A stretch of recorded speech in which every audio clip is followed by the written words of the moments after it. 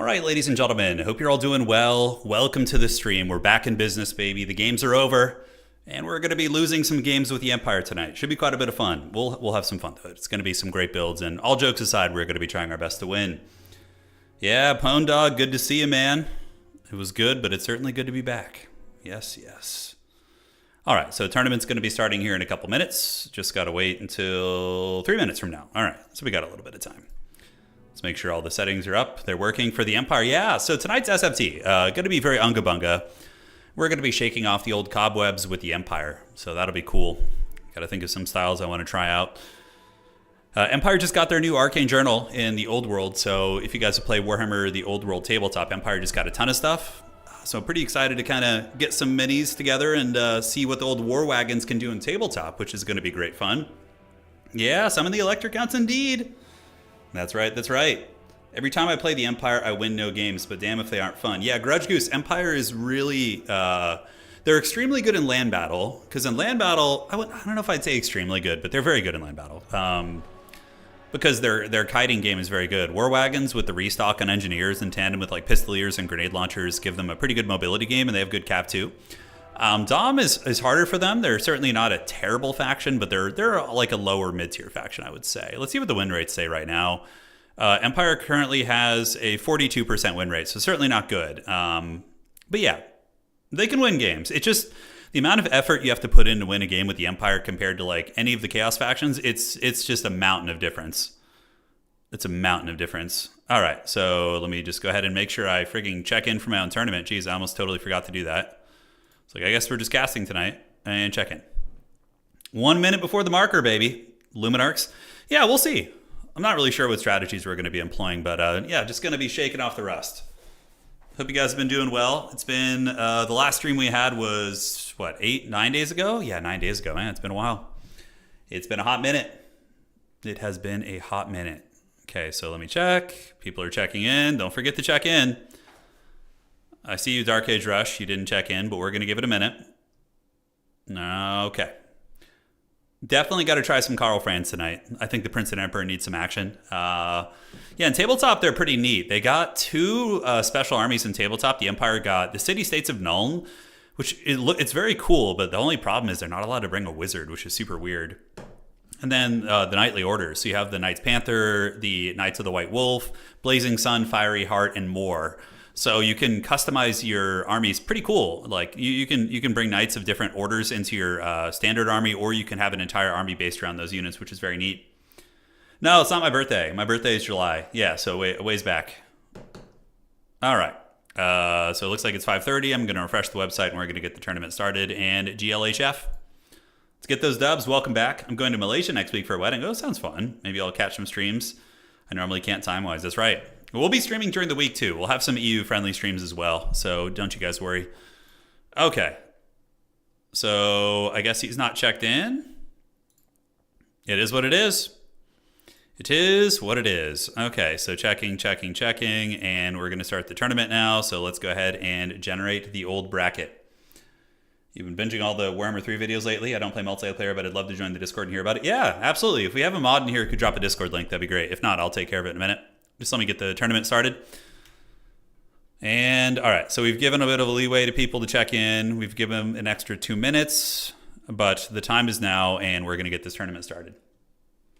Yeah, grenade launchers are very good. War wagons are excellent still. I think war wagons are very nice because, you know, war wagons are hard to remove, and they have a lot of capture weight. Not a lot, but like they can do some work. All right, so we're ready. The tournament is live, and we have our first opponent. Okay, it's game time. Let me go to the tournament here, and where is this? Announcements, Goblins, tourney is live. Round 1. All right, GLHF. Let's get it, man. And cool. So we're all set. So our first opponent here, I don't know what they're playing, but let's go ahead and get a lobby set up. Time for the Sons of Sigmar to rise. Sigmar. Yes, perfect. And cool. Let's go ahead and invite them. You know what? Every time I play Empire, I don't know if the tradition's going to be continuing, but I always get a mirror match. I don't know what it is. It's pretty common that I get an Imperial mirror match right out of the gates here. Okay. And here we are. It's go time, baby. Let's have some fun. You didn't check in? Oh, dude, you were in chat hanging out and you didn't check in? Man, come on, dude. Come on, man. We'll get you next time, hopefully. All right.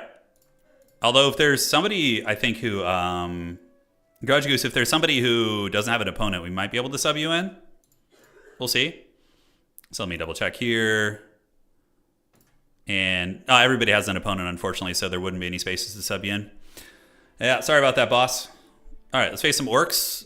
I don't know what he's playing. He's playing... Oh, my God, really? Is it an Empire Mirror match? Dude, are you kidding me?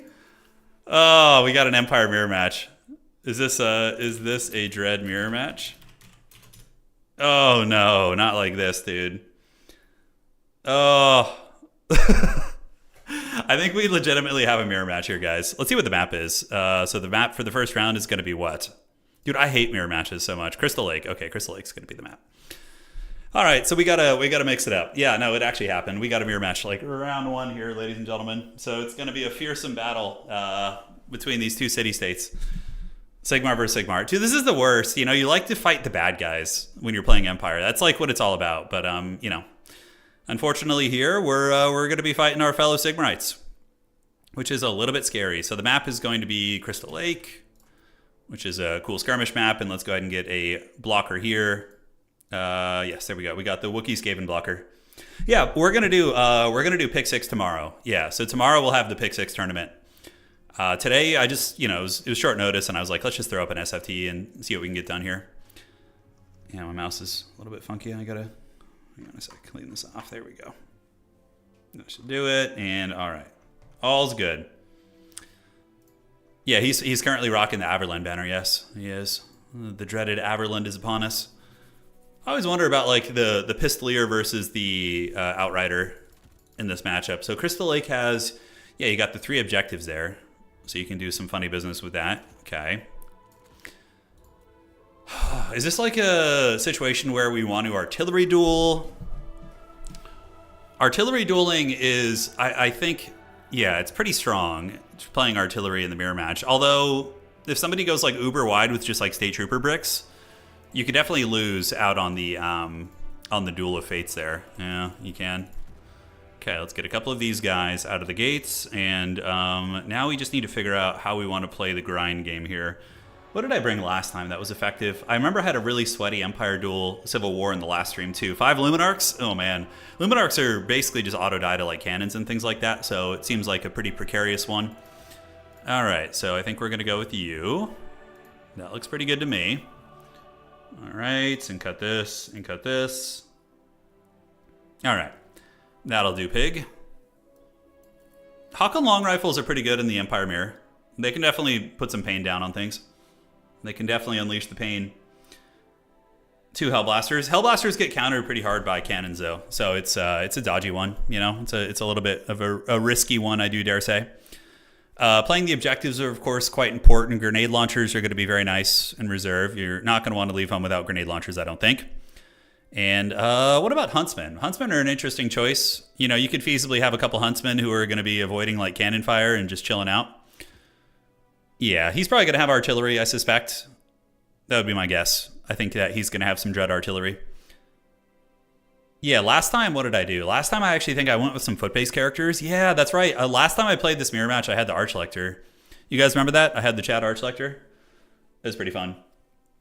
Yeah, Empire Knights are very good. And just like in tabletop, Empire Knights are pretty excellent. They're just like cheap and cost-effective. And yeah, they serve as nice roadblocks. Throwing in like a Reichsguard Knight, maybe like a Demi ROR.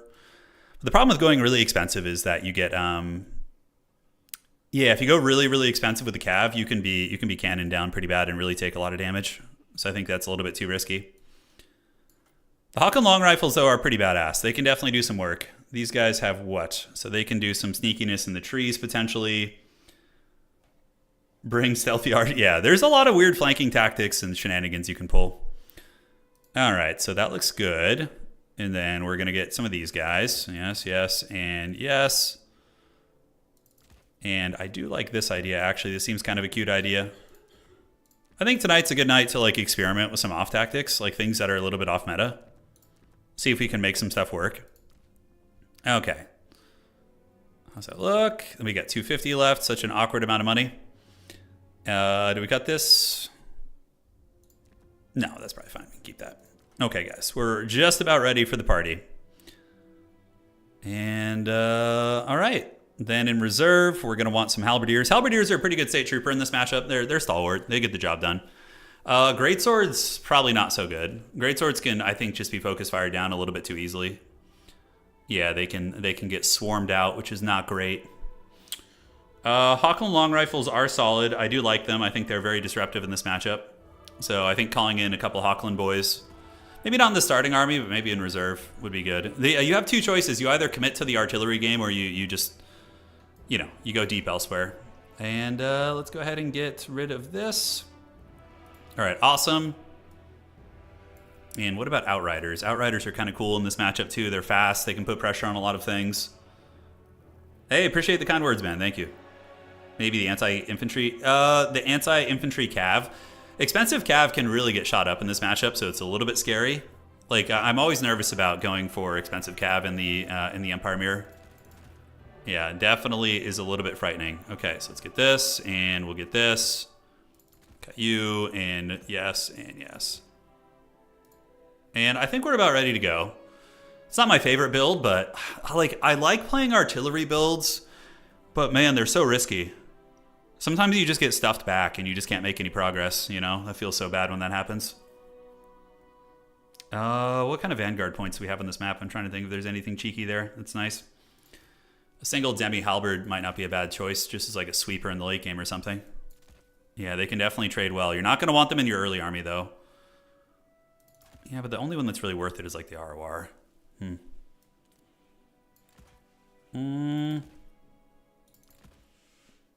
grab you, and we're just about ready, guys. Just about ready to party. Get you out there. You, of course, have Vanguard deployment, and then we have 800 left.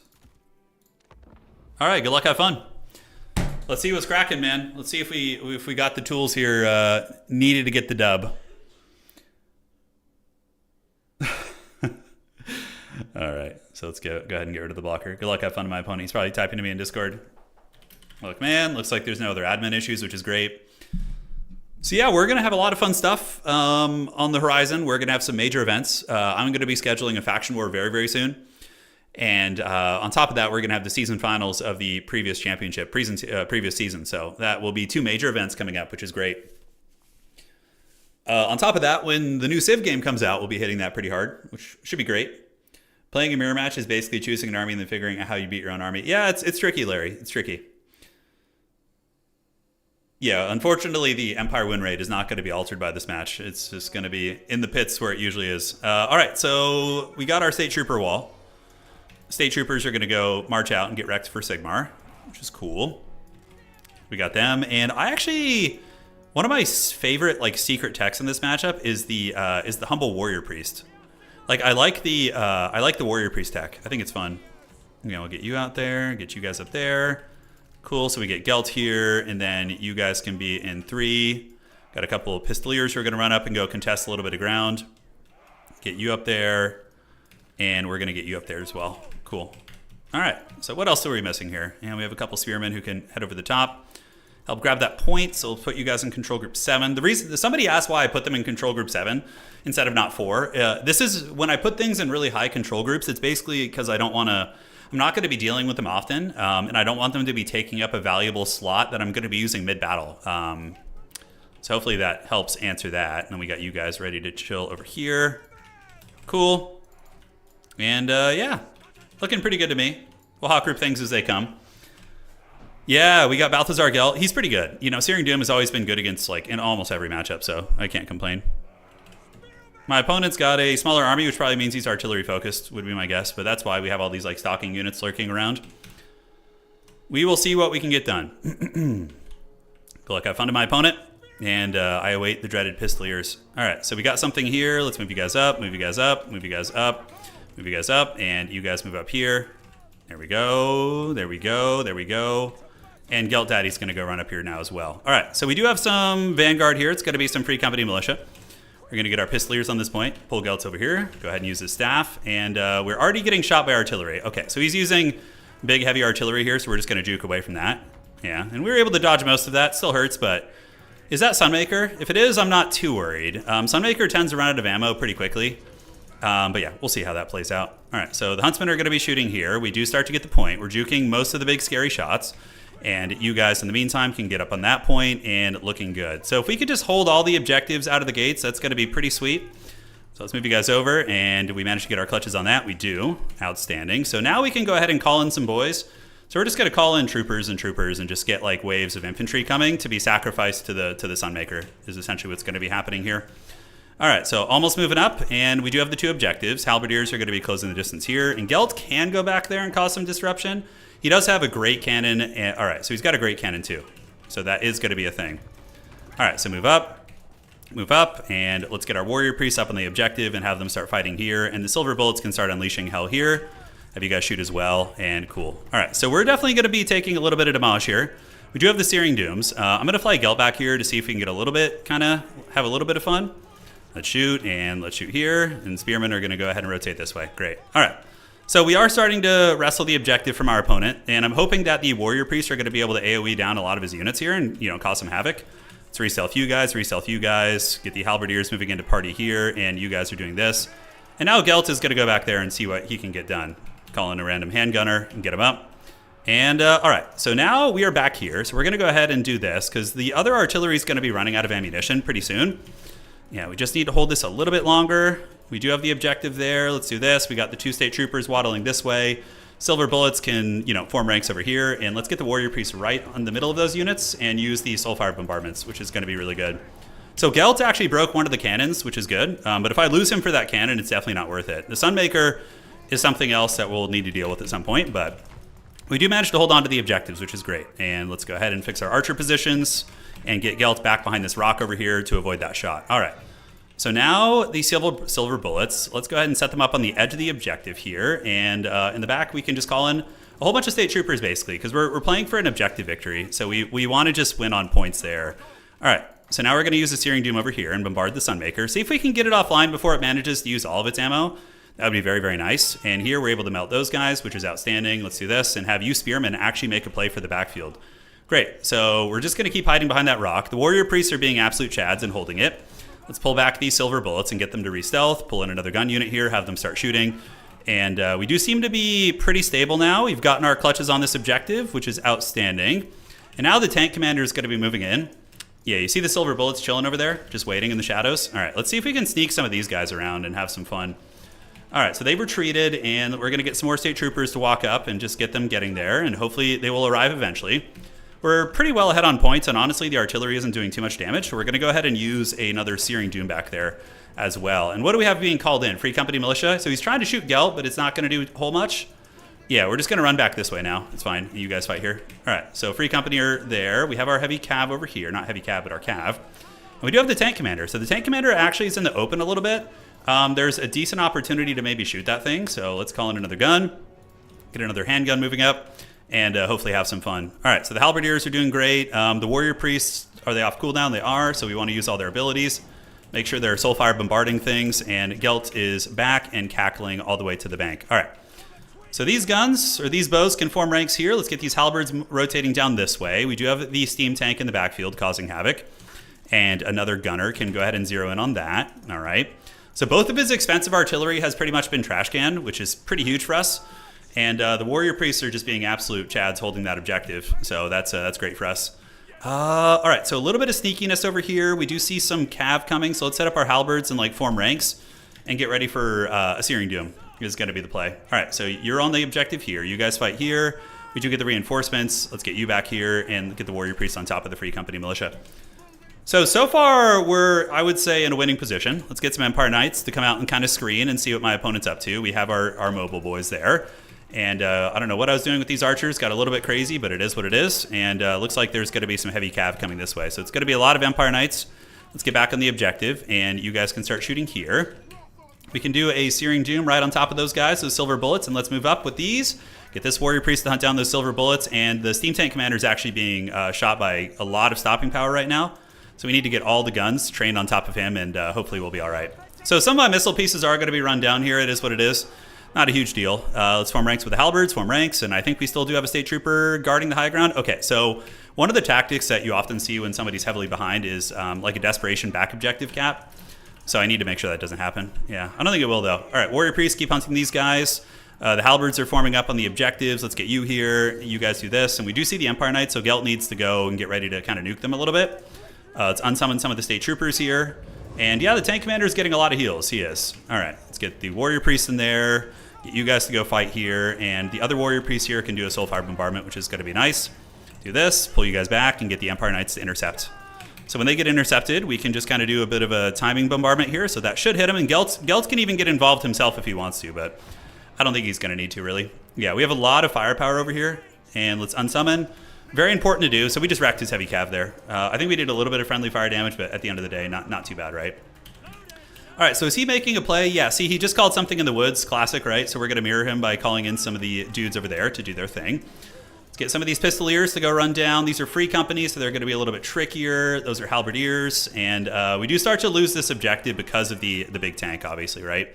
But the tank is eating a lot of firepower, so let's get these Empire Knights wasted here and see if we can put those guys offline. That's got to be nice. All right, so in the back, we did have some units moving up that I forgot about. Let's get some Empire Knights, come there and run you guys down. See the last samurai here? They're eating a lot. We'll get the pistoliers to go actually run into melee and try and push them off. All right, so you guys shoot these guys. Halberdiers were able to take care of those heavy cav, and now we can ride with our heavy cav around the backside and see if we can cause some havoc. Pull back, and pull back, and his Empire Knights do get canned there. We sacrificed some pistoliers, but not really the end of the world. And warrior priests, you got to use that bombardment. Watch this; it'll actually do a lot of damage. So you're watching here, and yeah, it's not bad. Like, it's cheap, and you could just spam it, and it's a good way for clearing out troopers. And we're going to do another bombardment here, which is going to give us that objective. And we should have it in our clutches. All right, so we fanned out, and now the tank is kind of being kited in a couple different directions. We have some heavy cav back here that can run those guys down, but that's going to be GG. So, yeah, it worked out. It worked out. That was good. The artillery got shut down by Gelt pretty bad. It's risky, you know? Like, defending artillery is hard. It's hard. Yeah, 2,000 on Gelt. Warrior priests were just solid anchor pieces on the objectives. Pistoliers were all right. I didn't have exceptional micro with those or anything, but handguns were good. Very, very standard Empire stuff. Nothing too crazy. GG, well played. GG, well played, brother. My fellow Sigmarite. Hey, well, that's one way to start off. Let's refresh it, report that bad boy. We're going to be getting ready for the next round here in just a second. And here we are.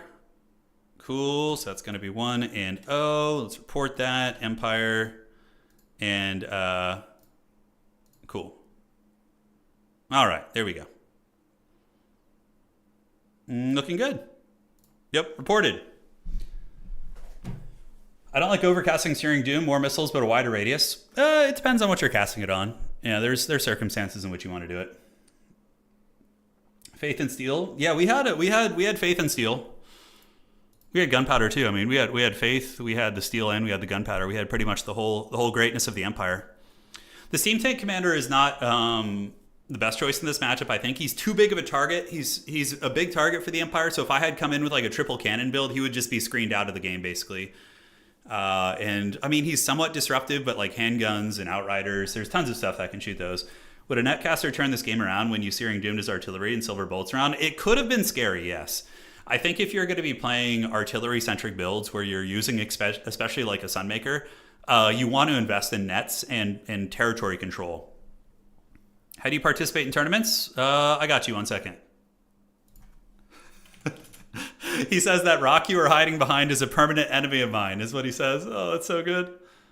All right, check this out. So if you want to participate in tournaments, so let me get you a Discord link. There's a couple things. You firstly need to be on our Discord channel. Yes. And why is that not working? Hold on. Okay. And then I think that should work. Oh, no, it didn't work. Okay. Do we have any mods that could help with that? I don't know why it's not working for some reason. Hold on.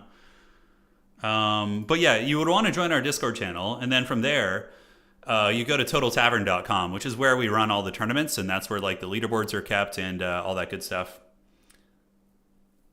The rock was very good, but it would have still I still probably would have gotten one of his artillery pieces. And Balthazar Gelt with the current kit, he was pretty cheap. He was like 1,300 or something. So losing him wouldn't have been the end of the world, but it would have sucked pretty bad. Yeah. I also probably would not have. It's the custom for the winner to report. Typically, yeah, the person who wins the game is supposed to report it, but if they don't, then it's not a huge deal. Just make sure you don't both report it at the same time, or else it can cause issues. Yeah. So yeah, I can give you guys like a sample artillery build. So if you wanted to go arty, you would just cut all this stuff, right? So, all right. So if I had gone for like artillery style, I probably would not have gone with Sunmaker. I probably would go cannon centric. Sunmaker against state troopers just isn't that cost effective, although it is good against the handguns and stuff. So definitely it would go with you, like a light wizard. And we would just put you on horse. And then for that, you can bring Shem's Burning Gaze too. It's not a bad spell. Yeah, Nets and Shem's Burning Gaze. And from here, there's a couple of options for like cheap lords. You can go with you can even go with the General of the Empire if you wanted. This has not been uncommon in this matchup. You go like cheap General of the Empire for only like 600. Right, so then you have a Netcaster who can protect from shenanigans. You can even put him on a Pegasus if you want to really, really have the mobility. Right, because on a Pegasus, he's going to be able to shut down Balthazar Gelt. He can, like, chase him around. Yeah. All right, so something like this. And then I would even, like, probably consider, if you're establishing artillery dominance, I wouldn't hate, like, a couple of Hawkland long rifles or something. I think that's kind of cool. A couple spearmen, and then maybe double Empire Knight. Like, this seems like it'd be pretty clean, right? Now, the weakness of this build is that you suck against infantry. So you need to make sure your reinforcements, are adjusted for that. So you'd have a couple grenade launchers. You'd max out an Empire Knights, probably a Zentler's Reichsguard. The handguns are really good in the mirror match. Like baseline, like handgunners are amazing there. They're very, very good. Halberdiers are also very good in this matchup. And if you want to get like a little bit more staying power on the objectives, you can get like Sigmar Suns and a Flagellant. Kind of go this direction. Yeah, something like this would probably be fine. You have like tons of tools to wreck the cav and the monsters and anything big, and then you shut down the infantry using the grenade launchers. So arguably, maybe even a third grenade launcher might be prudent. I don't know. The thing about domination mode is maps are very, very, they dictate everything. Like the maps will completely change the meta of a faction. Yes. Any change from some Hellblaster? So Hellblaster volley guns and the black lines are both very good, and the niche matchups are good in, but they're not good across the board. Yeah, they're very, very particular. Are cheap mortars not worth bringing? Mortars are cool, but they're very niche. Typically, mortars, the role you're fulfilling with a mortar is anti-infantry, like anti-light archer. So I think mortars are good against like Vampire Coast. They're okay against Tomb Kings too, but Tomb Kings have enough like long range to shut them down. So yeah, typically I prefer to deal with infantry in other ways, like grenade launchers, shock cav. They give you a lot more agency on the battlefield. Yeah. Do Knights of the Black Rose trade well into Empire Spears? It's not an ideal trade. Like, you don't want to be sending Knights of the Black Rose into... In this matchup, I don't think they're worth it because they're expensive, and they're going to be eating handguns, Hawken long rifles, and cannons. So if you're going to be using a heavy cav unit, you want to just use the Empire Knight in the mirror match. Knights of the Black Rose are better against like chaos and factions that can't like punish you at a distance, so you can dictate their engagements without taking fat casualties and losing a lot of value. Yeah. You need to win a battle with mortar wagons. Mortar wagons are actually fringe useful in like one matchup, maybe one or two matchups. They're against the what was it? Was it the Vampire Coast or was it Skaven? Skaven, they see some play because Warp Lightning cannons kind of suck, so you can get away with using them. Yeah. All right, so let's take a look here. Okay, so heading on over to this. Let's see what's cooking, and we're going to be looking at the brackets. All right, so most of the round is done. We have Johnny versus Apostate, B6 for Scrambled Egg Special, Harrison versus Troyo, Mr. Hill versus Aleazar, and that is it. It looks like undefeated players so far. We got Outer Region, Boss Toss, Vienna Anime, Alexander Nuts, myself, Tom, Butcherbird. Butcherbird actually coming over from the land battle community, so a very, very skilled land battle player coming over and playing a lot of domination, which is very cool to see. I always like the crossover episodes. When you get people from both communities kind of dabbling, which is fun. Yeah, Warp Lightning cannons are not good. with Skaven, just use Jezzails. Like, Jezzails are just so much more effective. Like, Natty Boobo sharpshooters are so freaking good. The stock ability in Snipe is, like, so freaking powerful. Yeah, very, very powerful. Yeah, you only missed game 1, and we're about to be jumping over to game 2 here. You get a cool background. Oh, that background's really cool looking, isn't it? That's a really nice looking one. Champions of Chaos, Mirrors of Madness, Forward to the Chaos Dwarves. Yeah, Thrones of Decay. There you go. You got an Empire City being haunted by Nurgle there. That's good. Knights of the Black Rose are very good. They're not like, you know, ubiquitously used, but I would say they're a very strong unit.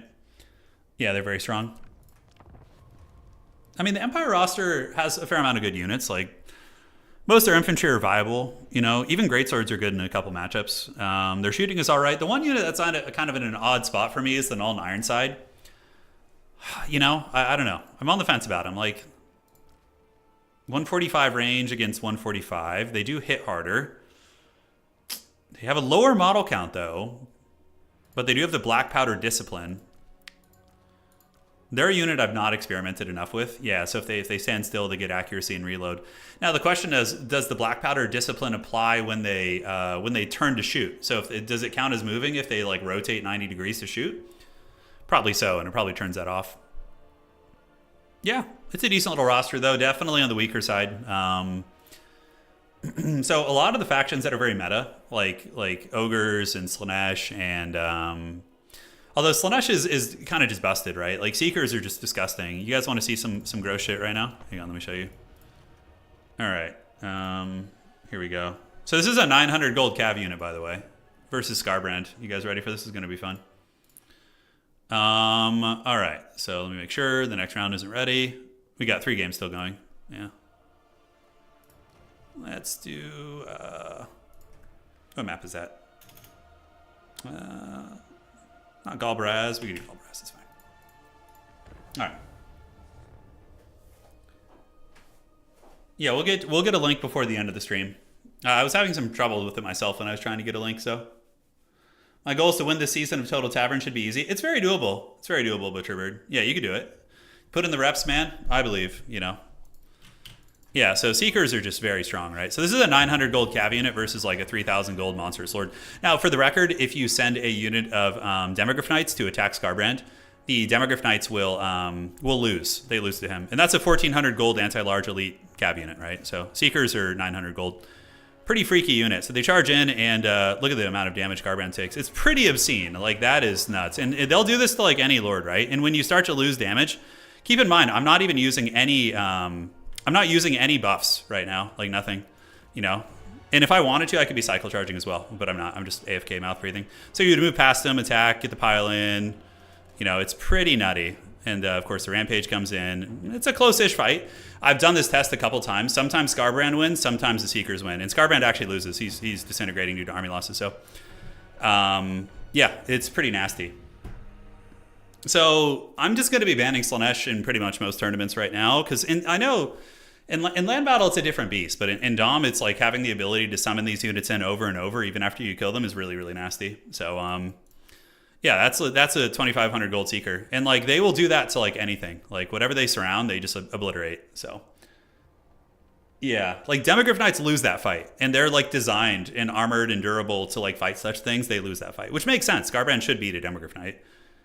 But yeah, so that's why Slaanesh's win rate is so high. And honestly, I would advocate for just either banning the Seekers and Heartseekers or just not allowing Slaanesh until they get fixed. No, it's not a bug. It's just OP shit. I mean, maybe there's something with the way they hit and connect.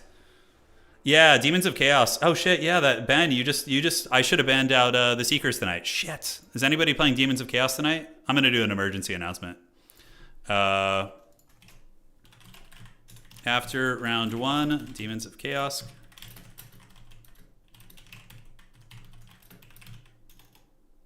And apologies. Okay.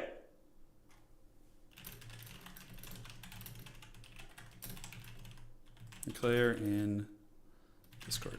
Cool. All right, thank you for that. I totally blanked on that. Yeah, they're very, very nasty, though. Very, very nasty. But that's why Slaanesh's win rate is so high. What makes them less bad on Demons of Chaos? Absolutely nothing. So that was my oversight. I just forgot it. Yeah. No, I just blanked. So I just went and made an announcement. So if somebody's playing Demons of Chaos tonight, we're just gonna ban them out for now. I just think they're in land battle. I think it's easier to deal with. You know, Slaanesh has a lot of weaknesses in the land battle format, but in Dom, it's just so nasty to be able to summon this cost-effective 900 gold unit nonstop. Yeah. Ogres are also not restricted. They're restricted in tonight's tournament. I mean, in a competitive best of 3 tournament where you can pick and ban accordingly, I'm more happy to have ogres, but for tonight, we're going to limit them as well. Nobody declared Demons of Chaos. Sweet. Okay, I dodged a bullet. It's okay. I was out of town. I'm a little bit rusty, guys. 2 games still to finish. We got Johnny Cash versus Apostate and B6 and Scrambled Egg still playing. Yeah, Thunder Tusk are OP, but Seekers are worse in my opinion. Heartseekers do the same thing, but worse. Yeah, they have the exact same thing. They just crush. Like most Slaanesh armies in Dom are probably gonna like look like this. So if you go to here and you just have this, right? You have it's like your reinforcements are just gonna be some shit like this probably. Yeah. Yep. Welcome, welcome. Yeah, Heartseekers are the same as well. Yeah. But 900 gold is pretty insane. Like, we could do some more tests with them. Let's go to land battle until the next round is ready. But, like, the thing people are forgetting is, like, they're even worse with a little bit of support, right? Like, in these, like, these tests, they might... It's just so much worse if there's, like, another... Yeah, I'll do Battle Fritza. If there's a little bit of support, it's so much worse. Derailment. Look at all these maps. Oh, I was on ambush map. I was like, why do I not recognize any of these? This is so strange. All right. So yeah, like with a little bit of support, I actually wonder how they would do against a demi ROR. Like the Empire demi ROR is like kind of one of the staples of like good elite cav right now, right? 1850. Yeah, like I wonder like a Heartseeker would do against them. Yeah, probably pretty nasty, but I kind of want to test the regular one. Yeah. All right, let's see how this goes. Should be fun. Welcome back. Yeah, it was a good trip, but we're happy to be back. Happy to be back for sure. I feel like... So, Creative Assembly changed something with the way Seekers like pile into attack or their attack animations or something. I don't know what it was, but there was a change that affected them. I don't recall which one it was. But yeah, it was very, very impactful. So this is going to be hard to test, unfortunately, because the AI's annoying. It's going to send its general in. But yeah, that's pretty much an even trade, right? So that's like, this is one of the better RORs in the game that's designed to like wreck cav, and that's very cost effective for the Seeker. Because the thing is, the Seeker is going to have support magic. There'll be like a Hysterical Frenzy or something. Granted, there would be healing for the Griffites as well. Yeah, Griffites also have Glorious Charge and shit. If that was a regular demi, I feel like they would lose probably. Let's actually test that. All right, so let's go here, do a regular demi. Yeah, see how this goes. Yeah, the fires. So when we were flying in last night, the fires were pretty intense. We live pretty far away from them, like maybe like an hour and a half away. Thankfully, there's no fires in our area, but it definitely sucks for the people dealing with it down in the Los Angeles area. But you know, when you fly in on the airport, you're seeing it. Like you're seeing the Mad Max apocalypse kind of landscape a little bit. There's some areas that just, yeah. Oh yeah, for sure. So regular demis probably just lose, right? Which is so stupid. Oh yeah. That's not good. So a regular Demogryph Knight loses that. The General of the Empire came in and buffed them up, but yeah, that's like, you know. Oh, watch this. The Seeker's probably going to be able to beat the freaking General too. Like they're at like 32. Yeah, look at this shit, dude. Just pile in and just wreck him. Yeah, it's like, it's just, the AI stats are messing with the test. Okay, thank you. Yeah, why is that? Why is that? Let's try it. Yeah, dude, why did CA change it so it's like that? It's like messed up so many tests. Okay, there we go. Are we almost done with the round, by the way? Yeah, are we almost there? Yeah, Seekers wreck a lot of things, though. Yeah, I did do the test against Scarbrand with the proper stat line before, and Scarbrand gets dicked. He gets dicked pretty hard by Seekers, even with the AI stat fix. All right, let's see how this goes. Maybe this will, hopefully the Demogryphs win. All right, here we go. It's pretty much the exact same, guys. Yeah, it's like not that different. The General came in and buffed them up, but like all it takes is one Slaanesh spell and you win that fight. And that's like a dedicated, something that's supposed to counter it. Yeah. All right, are we ready for the next round? Let's refresh it. Do this. And who's still going?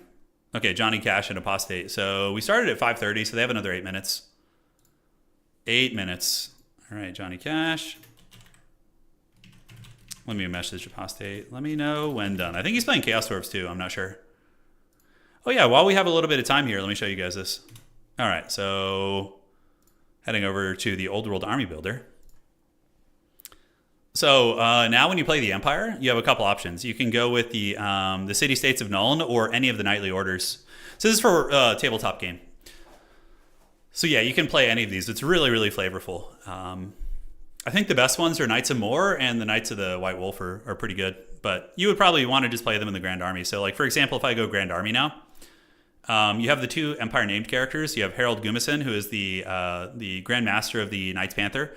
And you have General Hans von Lovenhoek. I have no idea how to say that. It's brutal. But he's the commander of Nuln, basically, the general of the city-states of Nuln. So those are the new characters. But now what's really cool is whenever you go with a Grand Master, you can dedicate them to a knightly order, which gives them unique abilities. It's super badass. And if you have Empire Knights in your army, you can upgrade them as well as Demogryph Knights. So if you have Demogryph Knights, you can upgrade them to the knightly orders.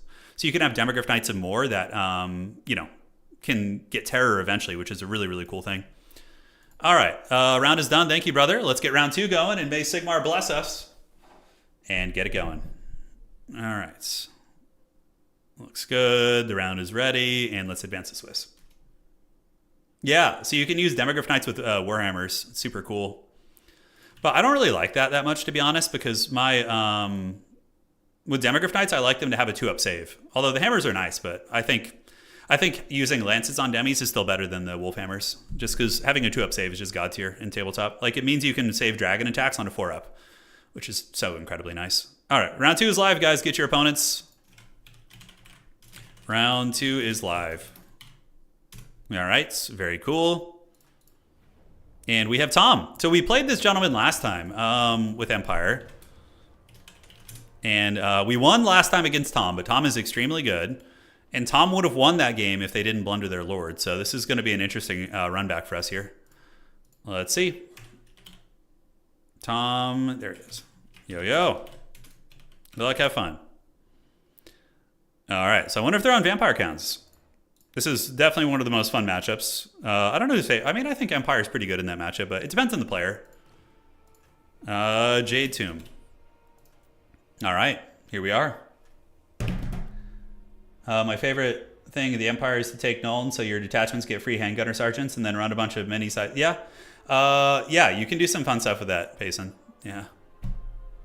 The city-states of Nuln are really fun in tabletop. I don't know if they'll be as competitive as the Grand Army, but the cool part is you can take you can literally take a ton of war wagons. Is he? No way he's playing Bretonia.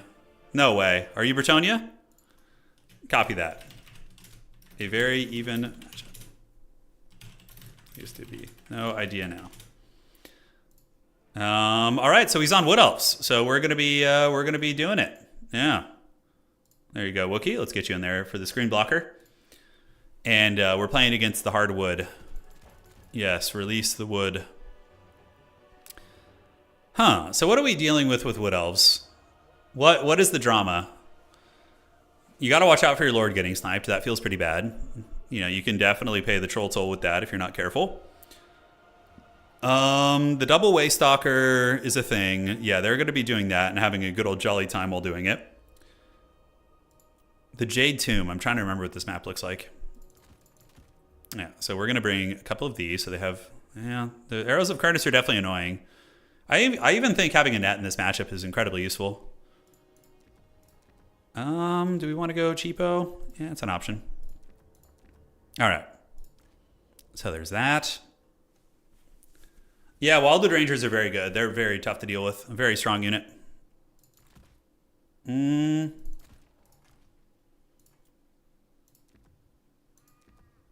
Almost ready. I think I have an idea of what I want to do here. I'm trying to think about how I would approach this matchup if I were playing Skaven, because honestly, it's pretty similar. Empire and Skaven, have actually a lot of similarities, which is pretty hilarious. So I find they play in a very similar play pattern. Yeah, we're not so different, you and I, little rat people. Wookiee stares deep into the abyss. He does. He stared into the abyss and it looked back. All right. So we'll do one of those. And obviously, Knights of the Blazing Sun are pretty badass in this matchup. Knights of the Black Rose are also very viable too. But I think that Blazing Suns are better. Because they just wreck Dryads and they're good against like most of the roster anyways. What is the most toxic army in this game? Slaanesh and Ogres probably. In tabletop, the most toxic army is Warriors of Chaos in my opinion. Like their dragons are just so stupid. It's so unfun to play against. Even if you win, it's just like, oh wow, I killed your one 700-point model or whatever it is, and I guess I win now. There's not a lot of like dynamic gameplay with them. Yeah, I mean we played one game and we won it, so we still have a chance to make top 4. But we will see. We will see. We got the dreaded hardwood now, so they're frightening. Okay, so this is a style I haven't tried really before. I'm curious to see how it's going to play out. Yes. Do we want to throw you in there? Yeah, why the hell not? And then for our last unit here, we'll get you. And all right, so we're about ready. Gonna have to deal with the old hardwood just bombarding us from downtown. So that is always a little frightening. Firebark Elders are used in a couple matchups. They're more of a niche unit for sure, but Firebark Elders aren't. Or they're not bad by any stretch. They're okay. They are a-okay. Yeah. Okay, so that's going to be the reinforcements. Probably cut this. A couple free company militia never hurt in this matchup either. They can get her done. I was wondering about like Null and Ironsides here too. Kind of a cool option. All right, guys. How do I build a toxic Slaanesh army? Just use a bunch of Seekers with Rampage. You'll be fine.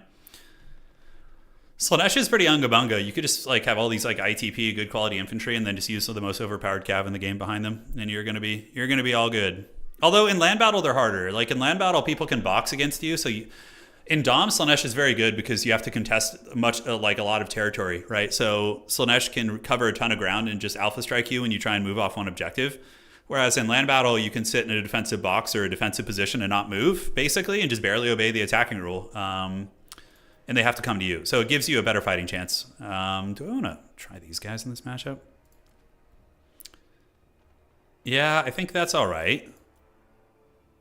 Looking all right. Good luck, have fun. I got to change my banner, by the way. We got to do Suddenburg. Yes. I don't know. Let's see how this build works. Thrones of Decay. Knights of the Black Rose have anti-infantry. They're very similar to like, I guess like a Sword and Board Chaos Knight in a way, but more infantry focused. Yeah. They're a sustained combat cav unit. So they can charge and they do have a charge bonus, but they actually shine pretty good in sustained combat because of their high stats and yeah. Shot cav usually have like lower stats to compensate, but a bigger charge bonus, right? So they're like, you want to be moving and charging them nonstop, but yeah, Slaanesh isn't even in consideration for top factions in land battle. Demons of Chaos. Yeah, Demons of Chaos is pretty gross. Because you get the benefit of the Seekers, right? But you also have a ton of other really good units. Like all the Tzeentch shenanigans in land battle and like spell kiting and things are incredibly strong. And also you have the skull cannons or hell cannons, whatever they are, skull cannons. Those are very good too. All right, so yeah, we have a pretty cool little Imperial army here. We're gonna give it a good old college try and see what happens. Spam in. All right, let's advance these guys up. So basically, you just send forward a front line of state troopers to just get wrecked for Sigmar. And yeah, and that's that, right? So we got a lot of these guys. That's going to be the main battle line. The General of the Empire is going to be waddling with the troops. He's just dirt cheap. He's like 600 gold. So basically, it's like in a matchup where you're worried about having your Lord sniped, Homie is pretty awesome, right? He is pretty awesome. So let's get this. And, you know, I always found on this map that the Jezzails for the Skaven were very good. So I was like, let's try the Jezzails out, or the Empire Jezzails, basically. So we're going triple hawk and long rifle, and we're going to see if that can work out for us here. All right, let's do this. And the Deathjacks can come over here and grab this point quickly. It's going to be nice and fun, although we could try some weird ambushes. We'll see. All right, and looking pretty good. Can you dig it? I can dig it. And let's let my opponent set up here. This is a good matchup, though. In Warhammer 2, I think at several points, maybe it was Empire favored, but I would say now, like, a good Wood Elf player will be slightly favored in this matchup. Like, slightly. Not by enough to be significant, but, well, it is 55-45 is essentially what I'm trying to say. Wood Elves probably want to try and snipe my Light Wizard. That would be their best play. Uh-huh. Oh, shit. I could have Vanguarded there. I'm an idiot. Okay. Well, it is what it is. All right. So let's go ahead and get these swordsmen to go over there, and they can do this. Great. And we're going to move on up. Going to get you up. Grab this. And, yeah, we're just going to have you guys sit back here. You guys move up there. And we're just going to fight over the 1 point, basically. That is a Glade Lord. Oh, I brought the wrong spell. Although Pause Protection isn't terrible anyway, so it could be worse, right? Do I call it a single cannon? I say so. Yeah, I say so. Let's just start shooting that Lord and keep him honest. Now, why is this army not moving? There we go. That was very strange. Did you guys see that? Could have sworn I gave him a move order. Well, anyways, let's go over there and see what we can find. We'll keep the Death Jacks back here. And now we got a cannon, so at the very least, it's going to force my opponent to micro, so they can't just Unga Bunga. It's going to be a Mass Glade. Look, Glade Guard line. And he moves off the objective, which is great for us. So now we just need to move up. Get this. Arrows of Kern is coming out. And what are they going to go after? The Hawklands or the cannon? Okay, cannon's fine. He didn't kill any of the cannon crew, so that's very nice. So we're chilling there. Or any of the cannon models, so they're still online. And we get a good shot here. I could net that Lord down if we want to, but I don't know if we need to. We can, you know what? If he gets a little bit closer, actually, we might be able to do what the Wood Elves always do to us. So we're going to net him down, actually, and go for a cannon and see if we can maybe punish him a little bit, right? All right, so we're going to get out of the way. Hopefully the Hawk and Long Rifles will all be in range to shoot. So let's put them in control group 5. Do this. All right, so they're all going to start shooting now. And we do get a lot of damage on the Wood Elf Lord. Okay. It's funny. This is very much like what Wood Elves usually do to the Empire. So it's kind of funny that we're able to return the favor here. If I had brought the right spell and had my nuke spell, we could probably kill his Lord here, which is pretty hilarious. All right, so let's get you guys moving up. And now the Long Rifles need to move up, and they need to start methodically killing the archers, basically, is going to be the play. Yeah, all right, cool beans. So that was very, very cost effective. Now we just keep the cannon trained on that guy, and we're like totally golden. So it's going to be good. Let's keep this wizard back. Let's get you fighting here, you fighting here. Let's get the Death Jacks to creep up and fight there, and you guys can go here, and you guys can go here. So the Hawk and Long Rifles are going to eviscerate his bow line there potentially. So we just need to hold. You know, it's going to be a little bit messy here, but we are taking some damage. One unit is going to go in the cans, but the General of the Empire is going to move over there. Great. So that's one bow unit offline here. So now let's switch on to you and just kind of keep this steady. And is he going to try and move up is the question. We do have some flanking out here, so got to watch out for that. But the State Troopers have engaged, and the Pistoliers can just kind of go hairy on the sides a little bit and look nice and good. So yeah, another bow unit is down. So the Hawk and Long Rifles are doing a ton of damage. They're just methodically plowing through his bow line, which is outstanding. So let's get those Starfire Shafts, get you engaging right here. His bows, of course, did some serious work. And now, you know, extra sneaky, which I respect. I respect the sneakiness. So we're going to go ahead and get the Empire Knight. And thankfully, this isn't my first rodeo playing Empire against Wood Elves. Like, you know, I know their tricks, basically, is what I'm trying to say. But we do get the charge there. I'm going to go get my wizard to head those guys off. And we just need to keep switching to his various archer units and living our best life. All right, form ranks, form ranks. And we keep the Knights of the Blazing Sun here to protect those guys. And let's do this. And cool. So we're going to net you down. We're going to charge you. And that should be fine. All right. So the Hawklands are still just wasting a lot of his army. He's feeling the pain right now, for sure. Let's get you free company moving up there for capture weight and whatnot. And we do get back there and shut those guys down. So let's get these Empire Knights over here and see what the Rock is cooking. All right. So that's going to be another archer unit in the can. Let's get you. And then we'll get you two to focus over here. And you guys get back on the point, and you guys can go shoot those Dryads. Knights of the Blazing Sun just guard these, and we do get them off the field there, so that's great. We don't see anything too crazy on the other side, although there are some Dryads coming on in. And his Lord is still being targeted. You know, not necessarily the strongest target, but I think it's all right. So Blazing Suns, we're going to keep them nearby. Let's get you out here to go fight off these spears. You in there, you here, and you guys can shoot them there too. All right. So these long rifles are just super MLG right now. They're just doing the work of the gods. We got some Glade Riders coming through, which is a good attempt, but we'll be able to screen it out, I think. So we'll just get these Blazing Suns and cut them off here. Let's get our Bright Wizard back over there, and you Pistoliers can go here. And the Blazing Suns should be able to just hammer them down. But he is threatening the objectives now, for sure. You know, we're in the position to potentially lose some objectives. We do get a big charge there. And now we're going to go ahead and net these guys down. So we're going to get a net. He's trying to push through, so let's pull back and pull back and pull back. And the Blazing Suns will hopefully just finish him off. That's going to be the idea. And we'll use our Pistoliers as like a light pressure piece and move these guys out there. Great. So we just need a value trade because we're massively ahead on value. And as long as we don't lose our home objective, I'm going to be feeling pretty confident. So let's move on to the point. Let's ride you up around the back and get these two units moving over there. And the long rifles are going to reform ranks. He's using Arrows of Kernus on us, which isn't a bad idea. I don't hate it at all.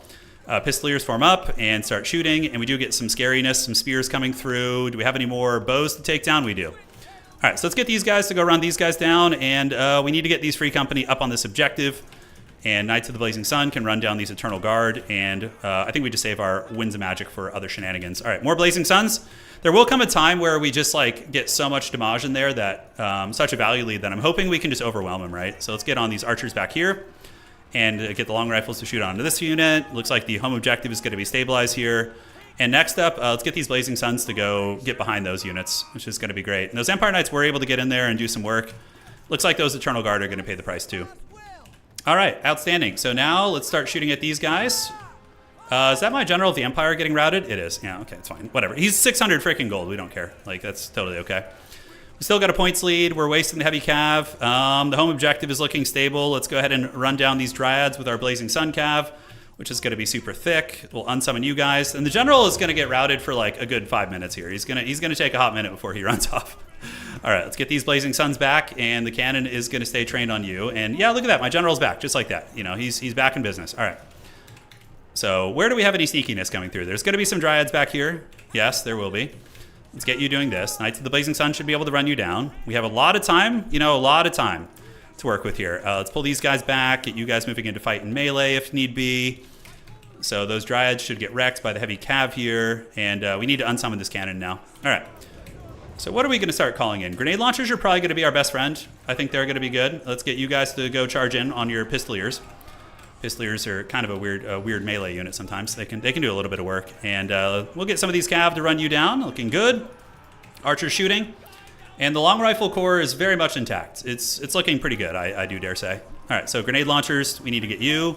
Let's pull you guys around. And we got spearmen coming here. Let's get you over there. And we are holding on to our home objective, which is big. Do a little bit of housekeeping.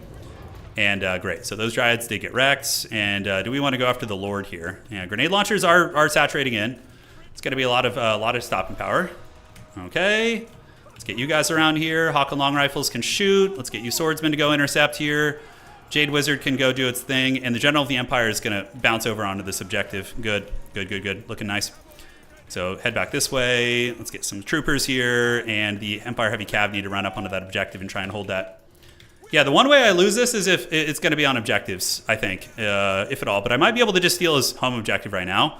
It's not super heavily defended, and I think I can just rotate up with all these units and grab that. And then I just need to find a way to hold this home objective because it's getting very, very messy here. All right, Pistoliers, yes, let's do this. And grenade launchers need to come over here and start grenade launching some of these guys off. Hawk and long rifles, let's scatter to the winds. And our wizard is getting caught a little bit here. So let's actually net you. Have you guys form ranks, and unfortunately some of these guys got caught too, so let's run them down. All right, so we start to steal the home objective, but we have some heavy cav here, so it's not going to be a problem. And then we just need to find a way to hold on to our home one. That is going to be the play. A little bit easier said than done. So these are Wild Hunters of Kurnus. Let's get some spears out there. And do we have anything to net them down with? Not really. We just netted as Lord, so yeah, it's going to be the bit of a problem there. All right, so you guys get back on the point. We do steal his home objective, which is good. And we wreck the units that are on it. So now I think we could just head over here and grab this one. And yeah, so even if we lose our home objective, we're chilling, right? We're in good shape. All right, so guns, open up. Spearmen, open up here. You guys do this, and we can call out some Empire Knights in the back. Empire Knights are going to be able to screen that out, so let's get you guys on the Wild Hunters. You guys on the Wild Hunters too, and hopefully we start to win this fight. Yeah, hopefully we do. So as far as this objective goes, we should probably leave something here. Leave some like Haggard Spearmen and some units like that. So we do just jack those points super, super hard. What do we still have fighting on the point here? Is it Blazing Suns? Yeah, it's a messy fight here, but I think we win it, right? With all the Pistoliers and Spearmen and everything, he's going to lose this fight. Grenade launchers are feasting like the heathen kings of old. And now we can start man-tiding. Let's save up a little bit. Come over here. You guys just shoot whatever you can. So just park here. Grenades are just nailing into those Dryads back there. So that's good. And we do steal the side objective too. So now we have a 2-objective situation, right? And a lot of heavy shot cav that can bounce around. Let's get you guys, start shooting here. And you Pistoliers can go try and salvage my wizard to make sure he doesn't die. And grenades getting the work done. Let's pull him in here, get these spears offline. The spears are a problem, but he's going to get his home objective back eventually. It's going to happen, right? So we're going to have to watch out for that. So let's go park on this. What do we have in the trees there? It looks like some Glade Riders just camping out in the bushes there. Living their best life, but the enemy lord is trapped up. I think we're good here. Let's get some man-tide out. So man-tide. I think I called them in on the wrong side, but it's okay. So they can start heading this way. Yeah, the home objective hold is going to be tough.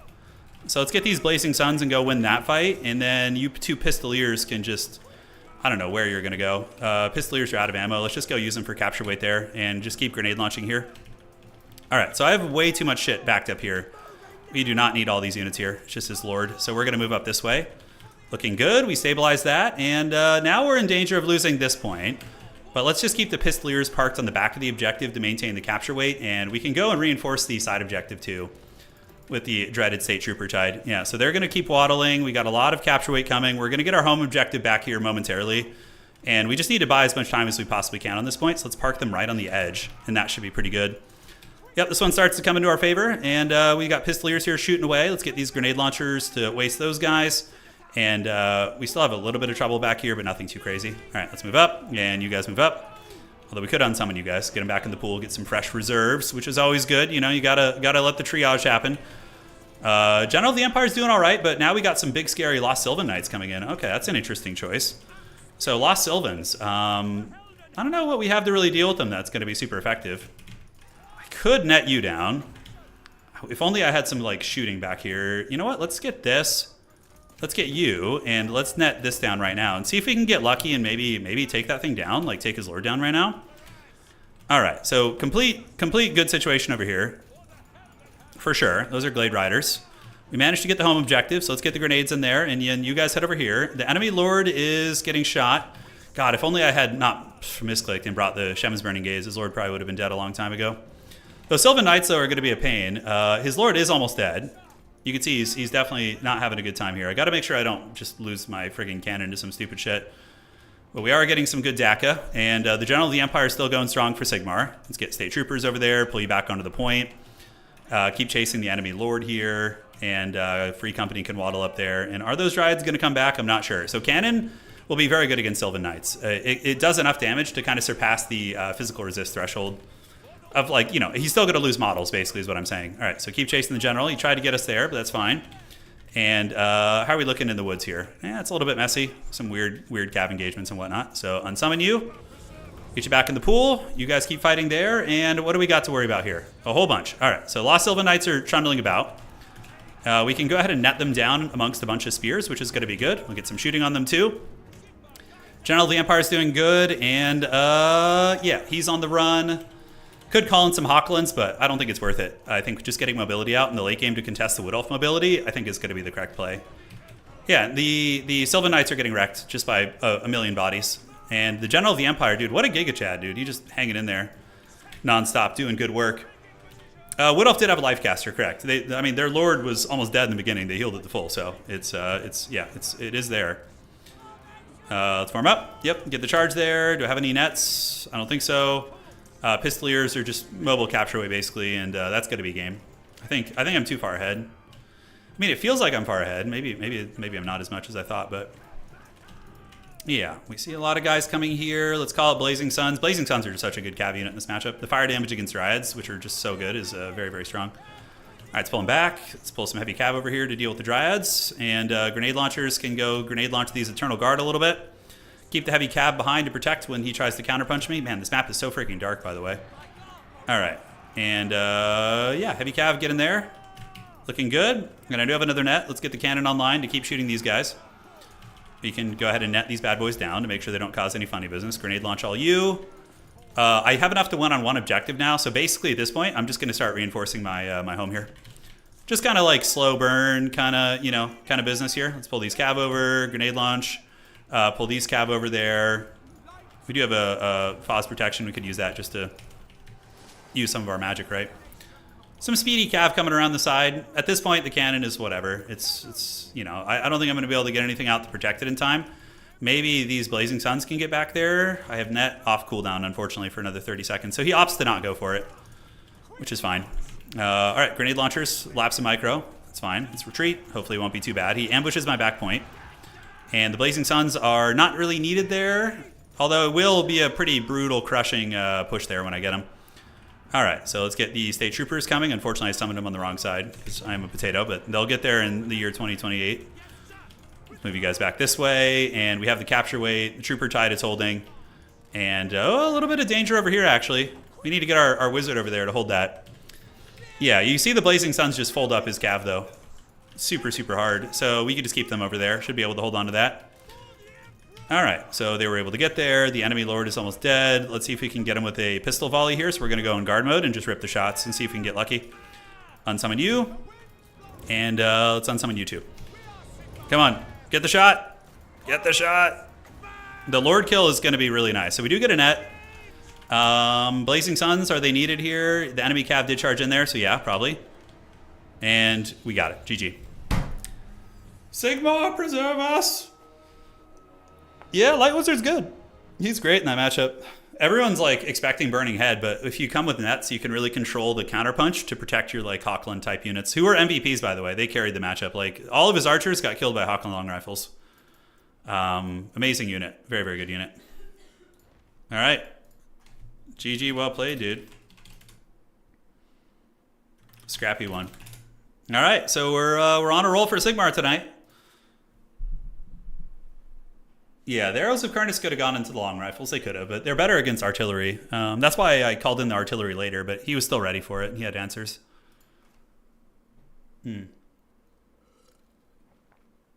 Oh yeah, the cheap Footlord is great. He's like 600 gold. If the Wood Elves want to go for a kill, he's very hard to kill, and he like would only cost 600 to bring back, so it's like whatever. All right, so that's going to be Empire versus Wood Elves. Sigmar, preserve us. All right.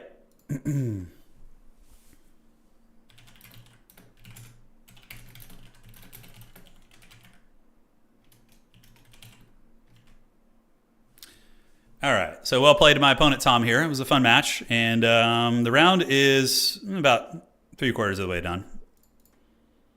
We're bringing up that Empire win rate, one game at a time by Sigmar.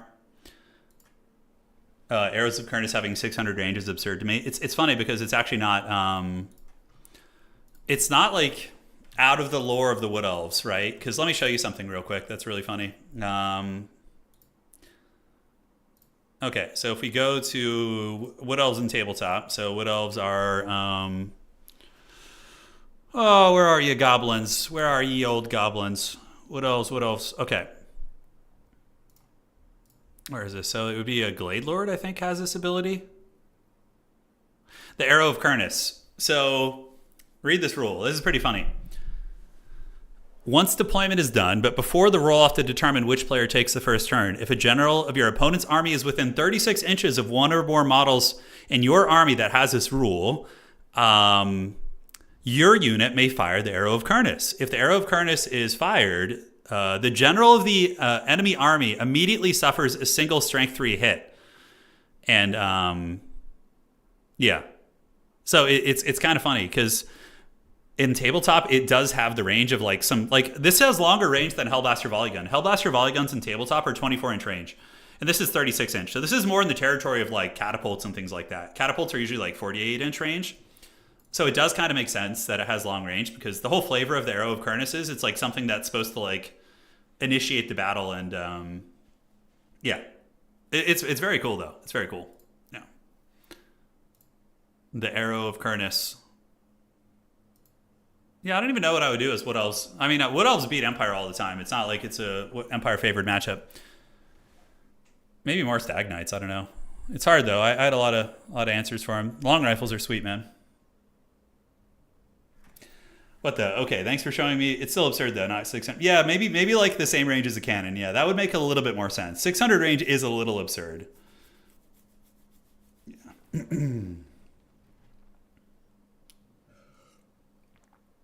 Also in Total War Warhammer, Wood Elves have 0 other counter to artillery, which is true. Wood Elves usually counter artillery using Arrows of Karnas. Their mobility is pretty good. You know, they can do that. I don't know what the statistics look like on that matchup. Probably has not been played much this season. Historically, it always felt very even, back and forth. And the map determines a lot too. The more wooded the map, obviously, the more Wood Elf favored it's going to be. Like, because like the Hawkland long rifles, if they had line of sight issues, I just lose that game, or I have to use a different build. Wood Elves versus Empire. So before that game, there's only 7 games played of it. That was the 8th game, but you know, it's insignificant data. It's almost like 50-50 basically. The Wood Elves won 5 and the Empire won 3, but it's the skill levels. It's not enough data to draw any conclusions. Wood Elf mobility is mediocre. I wouldn't say that. Your mobility via the like Wild Riders are a bit of a strange unit, yes. But your mobility via like Glade Riders are extremely cost effective for what they are at 550. But yeah, like contesting the Empire's heavy cav is hard. The map determines a lot. I personally am an enjoyer of using. I've had more trouble dealing with Way Watchers because of the stock. When I can see your missiles out of the gates, I'm like able to zone them and screen them and kind of plan for them. But when there's like triple Way Watcher, it seems way harder to deal with than the Glade Guard spam. Or maybe even double Way Watcher, right? Because they have such a 190 range. That's like not that much further than the long rifles. So if you can close the distance and snipe a long rifle, 1 or 2, it's just like... And you can also re-enter stealth, right? So when I target you, you can like pull back and stealth again, and it screws up my targeting. There's a lot of good shenanigans you can do there for sure. You know what else also does very good, Tom, and has beaten my Empire in the past is branch rates using Melkoths. So instead of going for like the Prey of Anath Rama style, is using Melkoths to wreck heavy cav. Like if you look back at the days when Serkia used to play a lot, Serkia was like a god tier Wood Elf player. He used to just use Melkoths to beat all the heavy cav factions. So he would just be using like double branch wraith with like double Melkoth spam and just plowing through your freaking your heavy cav, which is really, really good. And then that gives your mobility the chance to, you know, really shine. Yeah, it's hard though. It's not easy. Yeah, I don't know. I don't play Wood Elf, so I only know the Empire side of things really. Yeah, shooting out of the trees isn't really a thing. I mean, there's a couple units that can do it, but Tom's right. You typically don't see, people don't like sit and shoot out of the trees too often. Man, we had 32 people sign up. That was like short notice too. That's awesome. All right, 3 games to play. So we got Ridley, Johnny Cash, B6, Attack Speed Enjoyer, and Spaz and Martin playing right now, which is fun. Yeah, some units, like, there's occasionally a fringe circumstance where you take this Empire unit, you take the Hergig Jaeger Corps. These are the long rifle RORs. They have snipe, and they hide in the forest. So you can put them in the trees, like the edge of a tree line, and shoot out, but yeah, so it can be done. I've seen a couple maps where this works. Like Road to Talabheim, the Jaeger Corps is actually very, very good. They're incredibly strong. There are some times for that. Yeah, Empire can play a couple ways against Wood Elves, though. You can go Boris Todbringer with the Burning Head caster. That's a very meta, very old school way of playing. Artillery's a little risky because Arrows of Kurnus do dick you pretty good, but I've seen builds where Empire goes like triple mortar, and the Arrows of Kurnus are like, it's not that big of a blow when you lose a mortar. It's like 600 gold, right? So that can work. I'm a big enjoyer of the Hawk and Long Rifles, though, because they counter archers, and they also beat the heavy cap pretty well, or they can punish them. Yeah. What campaign-only unit would you love to introduce to multiplayer? Let's see. Let me think about that real quick. Hold on. I don't think it would be a problem to add like the Caribou Greatswords to the Empire, right? They have a nice little aura, better stat line, but they're also expensive. And the Unbreakable thing, that'd be a really cool niche for the Empire. Like just giving them the Caribou Greatswords as an ROR, it's like whatever. I think most of the State Trooper ones are probably fine. I haven't played them in a long time though, and I actually don't even know the Amethyst units. I have not like touched any of the campaign stuff, so yeah, like a lot of these are probably honestly fine. I don't know about the Amethyst units, but the other ones. For Lizardmen, what do they have? Yeah, the Blessed units probably wouldn't be very good in multiplayer. It's just, yeah, it's redundant, sort of, just better units, basically. Tomb Kings have a couple I think you could add. Like, if you go to Tomb Kings, memory serves, yeah, you could probably add the Usirian's Legion of the Netherworld. I think that would be fine. That would be a cool one. And the Storm Riders of Kassar, you know, like, these Tomb Kings ones are really not too bad. Amethyst Outriders are absurd. Okay, yeah, I haven't played those, so. Just looking at the tabletop stats, why are Dark Elves so bad right now? Dark Elves army is just not very good in tabletop, and they're a legacy faction, so Games Workshop kind of neglects them too. And their dragons just aren't as good as what the dragons from other factions can present. Granted, they're still very strong, but yeah. One sec here. Let me see if I can get you guys a Discord link. I'll fix the one on the website. Maybe I'll get back and fix that tonight. We turned it off because we were getting like invaded by bots. Yeah, so that was not fun. Huh. Let me see if I can figure this out. I can't even figure out how to invite people to my own Discord channel. Okay, so let's do this.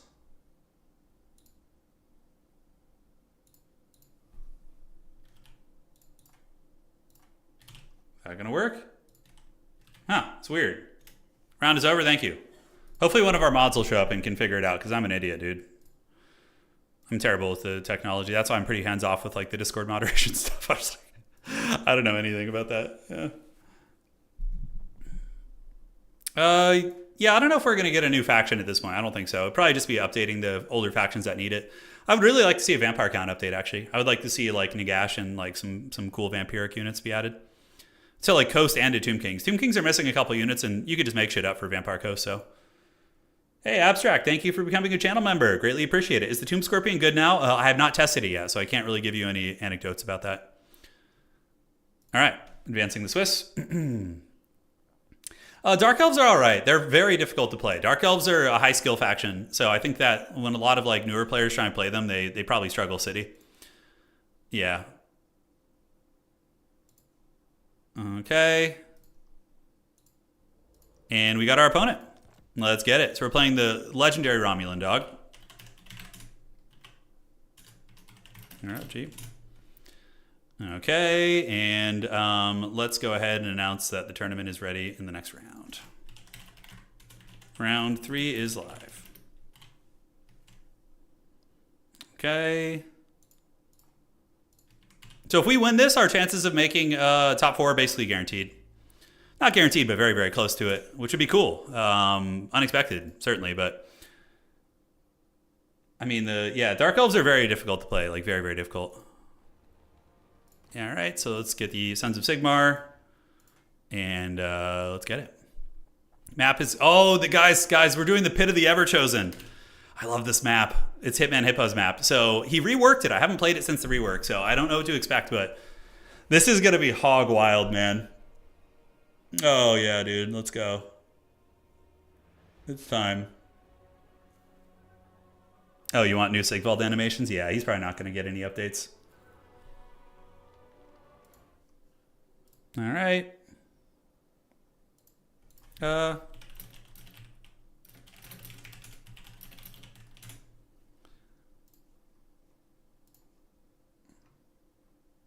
Okay.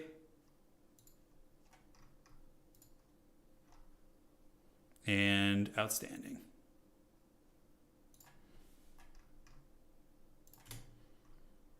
Now I just got to wait for Romulan. I think he's around. And we'll see what faction he is. He's taking care of some stuff IRL probably, so that's fine. Romulan dog is playing Skaven. Oh, shit. On this map, I do not know what to expect here.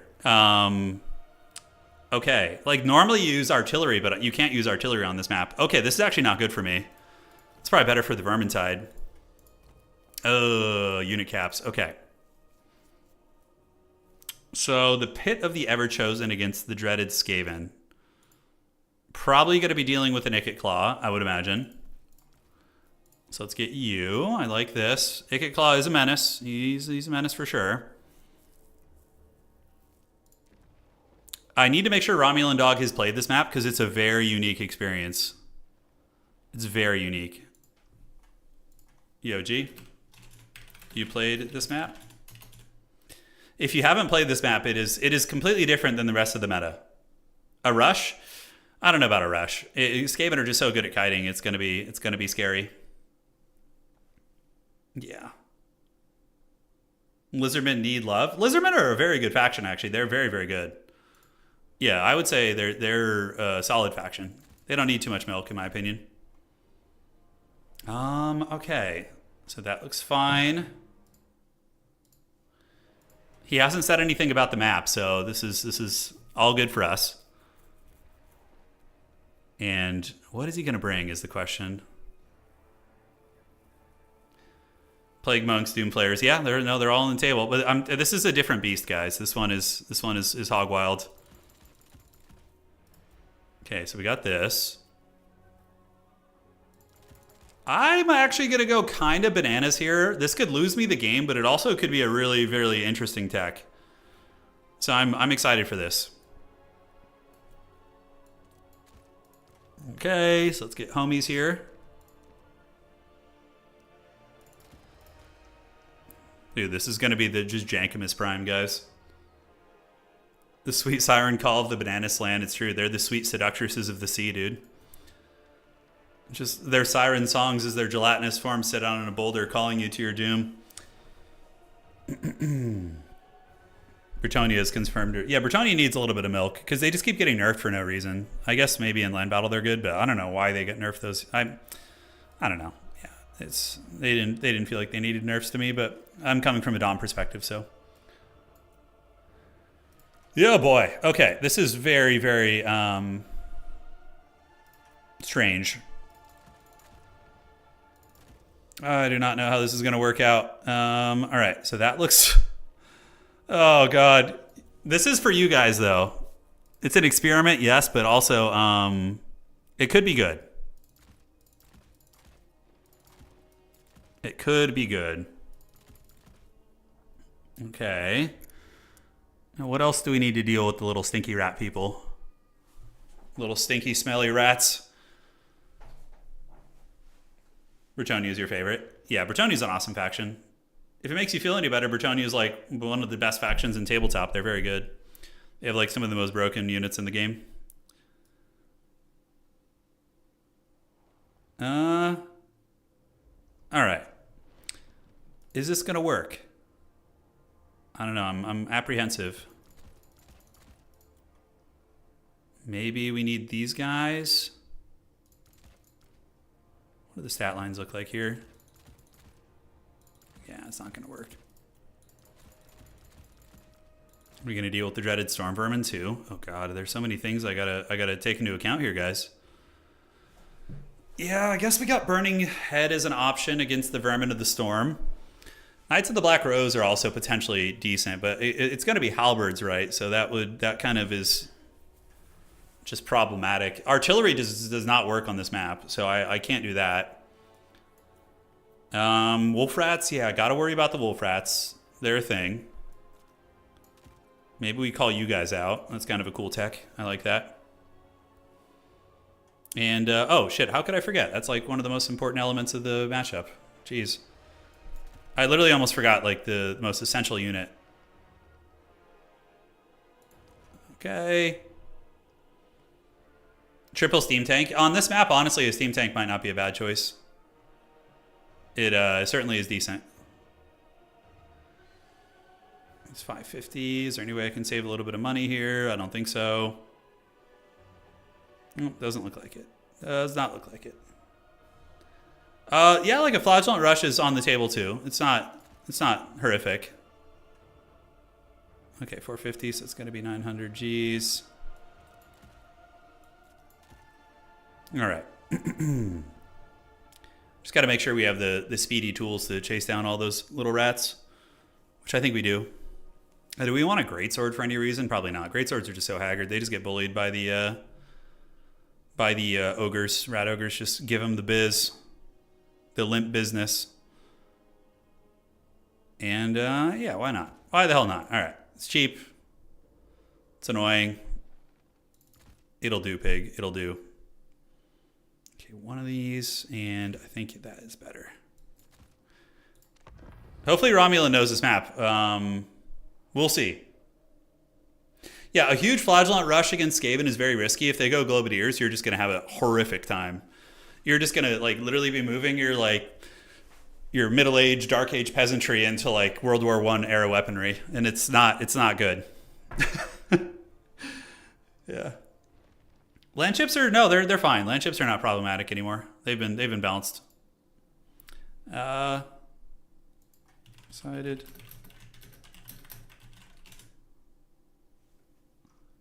Okay.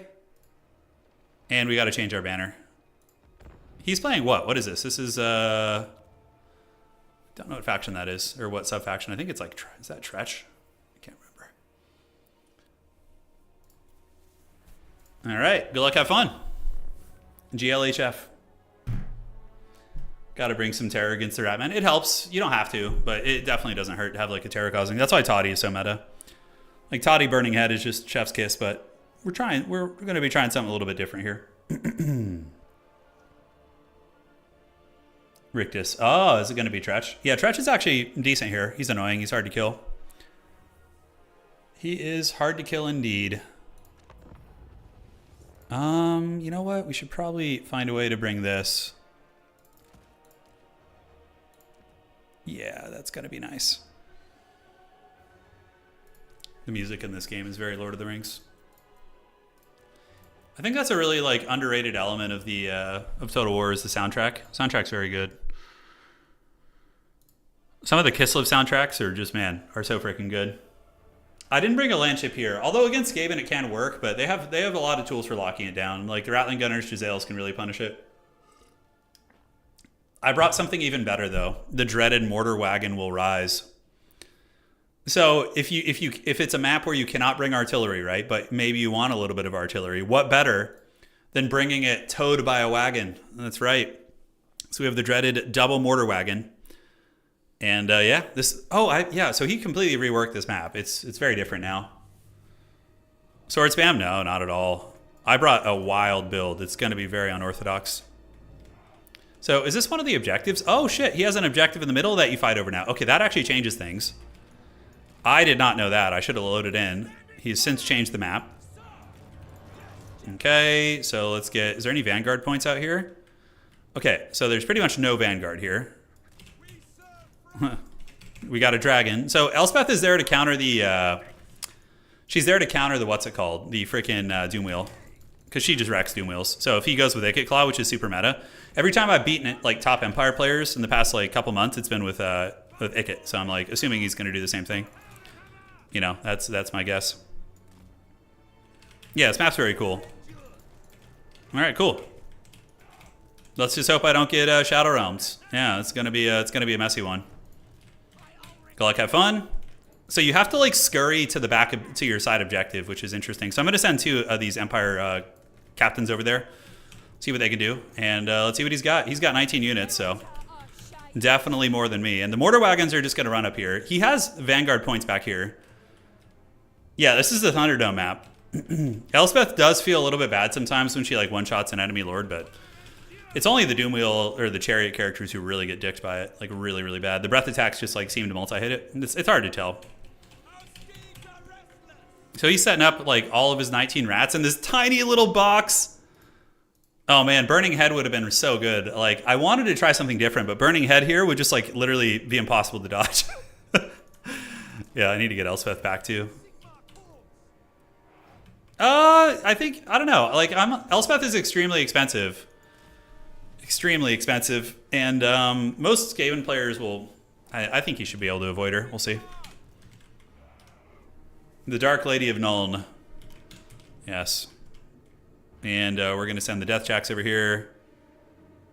Okay, and the battle is on. I didn't mean to ready up on him so fast, by the way. I feel a little bit bad about it. All right, so we're going to get back because we don't want any of this smoke, and we're going to go ahead and send you guys over there to go grab the side objective. Uh-oh, a little bit of lag. Oh, okay, I see why his games were taking longer. And the Mortar Wagons are going to go park up here on the hill, which is going to be awesome. So this map is like the Wild West, like Fast and Furious, you know. And you see, if I had rushed him, I would have gotten dunked on, dude. Warp Fire Throwers, among other things. Like, come on, dude.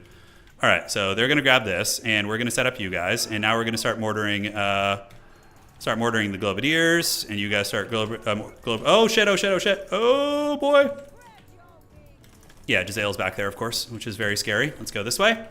And the mortar teams are now going to start shooting, and we can get some free company coming out here with their pistols, and hopefully not die.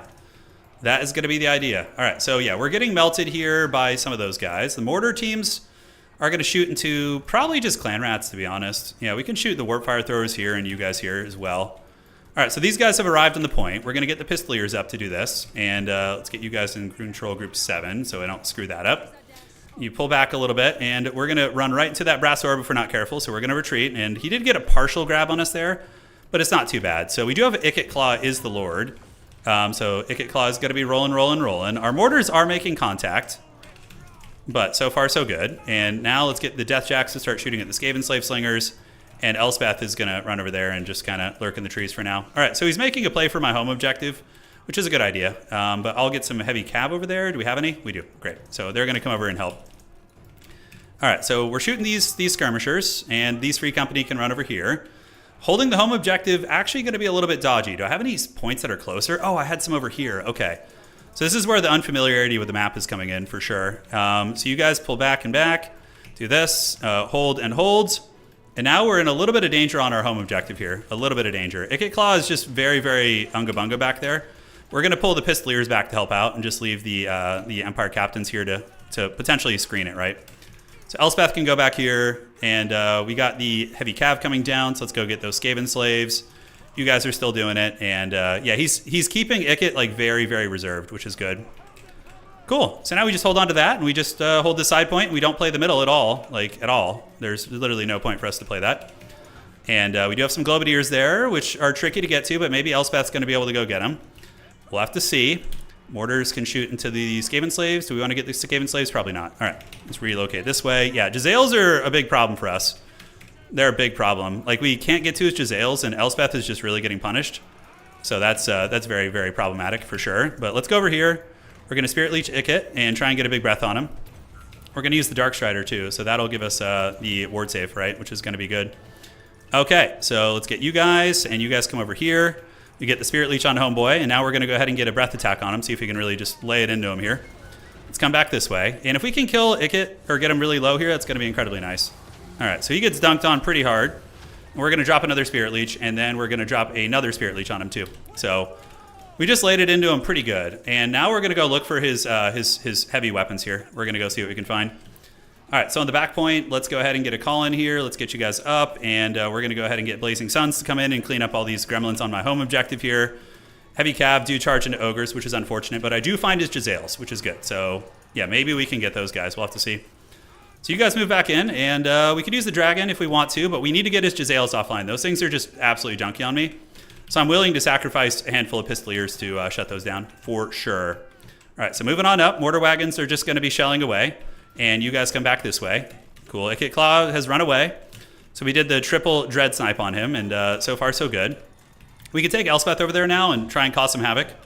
Let's run you guys down, and let's go get these Wolf Rats offline here. And it looks like there's going to be some sort of witchcraft going down, but we're going to go ahead and overcast the Spirit Leech and try and get Ikit off the battlefield, basically, is going to be the play. All right, Sigmar Suns can roll on up, and we do get some Ogres coming in. So let's go back there and hunt those down. The two Empire Captains need to get on these. And did we get his Jezzails offline? No, we didn't. That's actually not good. That's actually very bad. The Jezzails living is a big problem. All right, so let's get on these Ogres. Just keep shelling here.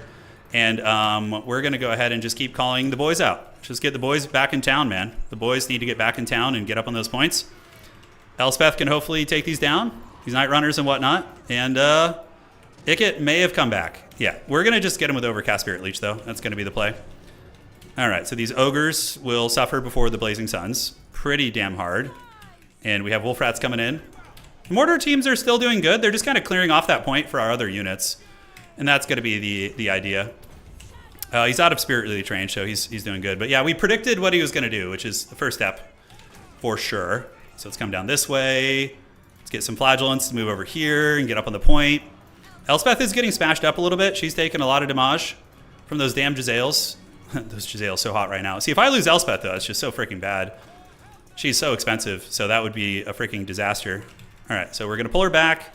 Ikit Claw is off in the Shadow Realm chasing something else, and we got you guys, so let's get you guys to charge and charge there. Should be able to hold it, and eventually the Unbreakable units will arrive here. So Heavy Cav have fended those guys off. Mortar Wagons are still shooting away, so let's see what we can shoot. Does he have any healthy Clan Rats here? He does. Great, so we can get those guys offline and hold, and we're going to get Elspeth down on the ground here and put her down in the woods. We're going to be landing the Beast in the trees. I'm thinking about using the Jaeger Corps, actually.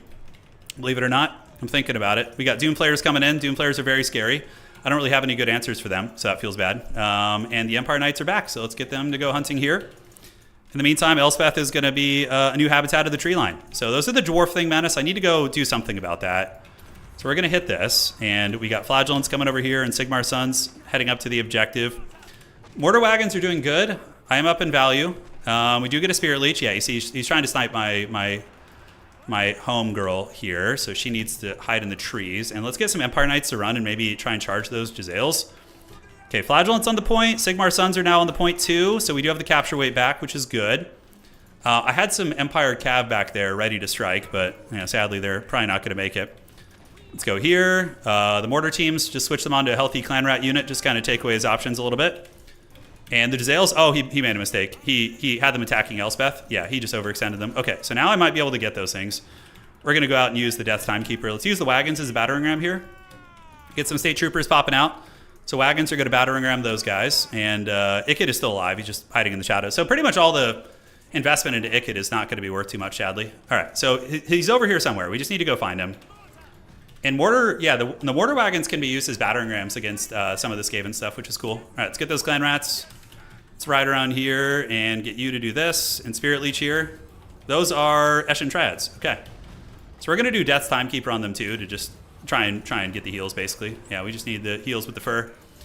All right, so pull back. Ogres have intercepted here. It's not great. And yeah, the mortar wagons are doing good. Just kind of teeing off on some of the spears. Although Elspeth is getting punished here really, really badly. Holy shit.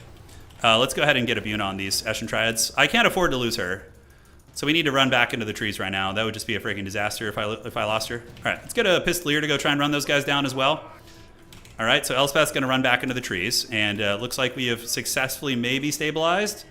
You guys form ranks here. Mortar wagons, let's go rolling with the mortar wagons and see what we can find. Elspeth did get back into the tree line and was able to take care of the Triads. So that's pretty big. A couple Doom players are still attacking her, though. I think at this point it's probably worth it to just turn and fight. And cool, so spears right there. And let's go. Mortar wagons are going to go Limp Bizkiting around and looking for those Jezzails. Hopefully Elspeth wins this fight. I don't have any heavy cav ready to call out right now, and I do mismicro those and lose them, which is unfortunate. So let's have those shoot Ikit Claw. Elspeth does lose her fight, though. So she did lose to the very beat-up Doom players there. All right. So let's go hunting, and we might even be able to get Ikit here, honestly. We might. Yeah, these spears can roll to the middle too. Maybe Elspeth will stabilize if he doesn't chase, but the odds aren't great. We'll see. All right, so fan out, and so these are Pistoliers. Let's go see if we can snipe Ikit, number one. That's going to be very good. What the hell? Oh my god, they juked me. There they are. All right, War Wagons, let's go get it. And we're going to maybe just steal the middle objective. So something I wanted to experiment with, and this is a good time to do it, is going to be the Erga Jaeger Corps. So that's the Arawar Hawklands. I'm thinking that maybe they're going to be able to, yeah, like shoot out of the trees and do some cool work. We'll have to see. Ikit Claw, if we get rid of him, then that's going to equalize the game quite a bit. And he's very, very damaged. All right, let's pull back, get away from this. The wagons were able to roll dirty, but a little bit too dirty, and they do get caught by the big boys here. And did we get Ikit yet? Wait, are they terrified? Oh, they're terrified. Yeah, that's what it is. Ikit Claw is such a good lord. He's so powerful. He's so freaking powerful. All right, are we going to get him? Empire Heavy Cav, run him down, go guard mode and shoot him if possible, please. Here we managed to hold that objective, but we need a lot more than that. I'm up on value, but it certainly doesn't feel like it. Okay, Ikit does get broken. The Empire Knights are able to get their clutches on him, which is great. And the Jaeger Corps is going to be parking out of the trees and sniping, so my opponent hopefully won't know what's coming or where it's coming from. Ikit Claw is close to dying, but man, I need to get the kill on him, or else like all that investment I spent on trying to kill him is not going to be worth. All right, so advancing up. Let's get these Empire Knights coming to party. You guys chase here. And Ikit is getting hunted, so let's pull you guys around to hunt down Ikit and make sure he goes off the battlefield. He's got 400 HP, and we have the Unbreakable units here, so hopefully they'll be able to hang in there. And the Empire Heavy Cav can chase these guys down. Let's pull back, advance up, get the Empire Captain there, and yeah, almost got... Those Jezzails are out of ammo anyways, aren't they? Yeah, they are. Okay, so we're chilling. And Ikit Claw, I think, is about to be escorted. Yeah, looks like he's going to be taken off the battlefield. All right, so we did manage to get those Wolf Rats offline, which is great. So now let's go get on those Ogres, if possible. Although, is there another Wolf Rat unit coming? There is. Yeah, we need to get those Dwarf Thing Menaces offline, man. Scary. They took down Elspeth, which is very, very clutch. Okay, so can we get another point back? That's going to be the question. So Spears have arrived at that point. Ikit Claw is dead. That's really big. So now we can go to the middle and maybe steal that. And cool, so let's farm up with you. Let's get these Flagellants heading over this way, and let's get the Jaeger Corps on the edge of the tree line. And the Jaeger Corps needs to start just putting hurt down on those Ogres, like making them feel the pain. All right, let's call it some Knights of the Blazing Sun. And we have an opportunity to maybe get the high ground here. Triads. Okay, so we just say screw that. He's got triads over there. We don't want any of that smoke. Oh, dude, look at our Jezzails in the trees. Look at that. Oh yeah, how cool is that? That's awesome. Sigmar's Son should be able to hold on to the point. We'll go clean up some of the rats nearby just to be safe. And now we just kind of try and progressively swarm onto the back point, right? It's not going to be easy, but we'll get waves of units coming over there. Empire Captain can try. And yeah, we are pounding those ogres pretty good. Let's call them down here. Those Blazing Suns, we'll finish them off. All right. Yeah, the time is getting a little bit scary. I need to freaking get an objective soon. All right, so Spear's there. Spear's there. He's going to be crashing from the hills. Let's see if we can get those Triads down. Triads are actually going to be one of the more menacing units for me here because they're very good against, obviously, all my cav that I have, which is a whole bunch. All right, let's charge before the Triads get nearby. We do have the shooting going. All right, so now we can shoot at what? So the ogres are retreating. Let's keep you there, and let's just Alpha Strike this point. We need to get this. We got Flagellants heading over there. We got all sorts of stuff, so. All right. You guys move out, and now we see the Eshin Triads again, so we're going to start shooting them again. And the heavy cav need to get up on the point here. So roundabout, and let's go just hammer down these clan rats right now. Just absolutely hammer them, give them the dirty. Do a little bit of cycle charging here as well. Are we at any risk of losing our home objective here? I don't think so. All right, let's get you guys back. And the Airgig Jaeger Corps, kind of a cool tech, right? It seems to be doing all right. And we block up a lot of his army here, you know, at great cost. It's going to hurt, but, you know, somebody's got to do it. So let's move you guys out. And we've almost got the Triads down. No, they're back over here, unfortunately. All right. So that point is going back in our favor. We're going to go start shooting the Triads here. And we need to get these ogres off the point, like stat. That's going to be very important here. Now, what call-ins do I have from the main spawn? Let's get some Flagellants coming out. Flagellant's going to waddle over there and get it. And just shoot the ogres. Yeah, did we get the point? I think we did. Okay, good. It flipped to us, and we do have a really scary core of units here. It's very, very strong. Although we need to get the heavy cav out and let the infantry start to take the beatings, right? That's going to be very, very important. Okay, retreating. Let's get you guys back. We have the point. Can we hold it, though, is the question. I don't know. I don't know if we can. He's got a lot of rats over there, but now that we just have the ogres here on their own, we could probably just turn and fight them. And let's get you guys in there. Yeah, the Flagellants being absolute just thundercocks over there. They're doing great. Let's get some Pistoliers. You can use them to fend off things like wolf rats if you get the charge, I've noticed. Yeah, as long as you get the charge off, you know, Pistoliers can do enough damage to a wolf rat, so usually hang in there, right? All right, so, yep. Where are we here? Let's do a little bit of unsummoning here. And, yeah, Pistoliers are going to deal with that. The Airgig Jaeger Corps is being super, super clutch here. Like, super clutch. And I think we got this one in the bag. Yeah, we got the double cap, and the Skaven are looking raggedy as shit. They're looking real beat up here. Flagellants run out. Let's get some Death Jacks just out of Vanguard, just so we can get Vanguard capture weight here very quickly. And now it looks like Nuln has secured the ground. GG, well played. That was a very scrappy game. Yeah, the Spirit Leech, Breath Attack, and Timekeeper, the triple Spirit Leech is really good at killing Ikit. Because Ikit probably still got a decent value. Wow, only 700 actually, we kept him honest. I don't think he was Flensing Ruining me. Flensing Rune would have been pretty good. I don't know if he did that. Mortar Wagons, though, look at that. 1,200 value on the Mortar Wagon. You gotta love it. And Airgig Jaeger Corps also got 1,200 and had a lot more life to give. Let's see. Yeah, that map is wild. Different game entirely. GG, Romulan Dog. Well played, brother. Always fun to play the old school veteran there. He's the wily veteran. Yes, he's been...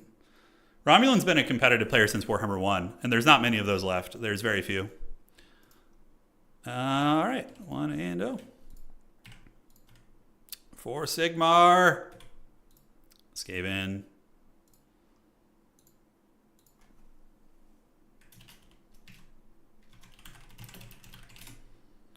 Yeah, so you guys wanted to see Mortar Wagons, you know. You wanted to see them, and you got them. Looking at the next round here, we got 2 games still to go, and then we're ready for the next one. Cool beans. Did I mention a very niche use for the... Yeah, that is a niche use, is that map, for sure. It's very, very good stuff. Let's see what else performed. Yeah, so the Unbreakable Infantry are always good. Wow. 2,400 on the Blazing Suns. That's super good. Jaeger Corps did very good. Mortar Wagon 1200. I mean, Pistoliers kind of got shit on, but you can use them to dive weapons teams. Although 1,000 value and 600 value is very good. So Elspeth just barely paid for herself. She costs like 3,400. So you really have to get a lot of value out of her. Arguably, just using a Deathcaster to Spirit Leech Ikit with like a different Lord might have been better. She was like too much of a damage sponge, man. He just like was able to snipe her out too easily. Yeah, this is pretty standard stuff. Maybe the Ogres, the Wolf Rats, the Triads, Packmaster is very good nowadays. Yeah, I mean, nothing terribly avant-garde here. The only maybe off-meta thing for him would have been the Flamethrowers.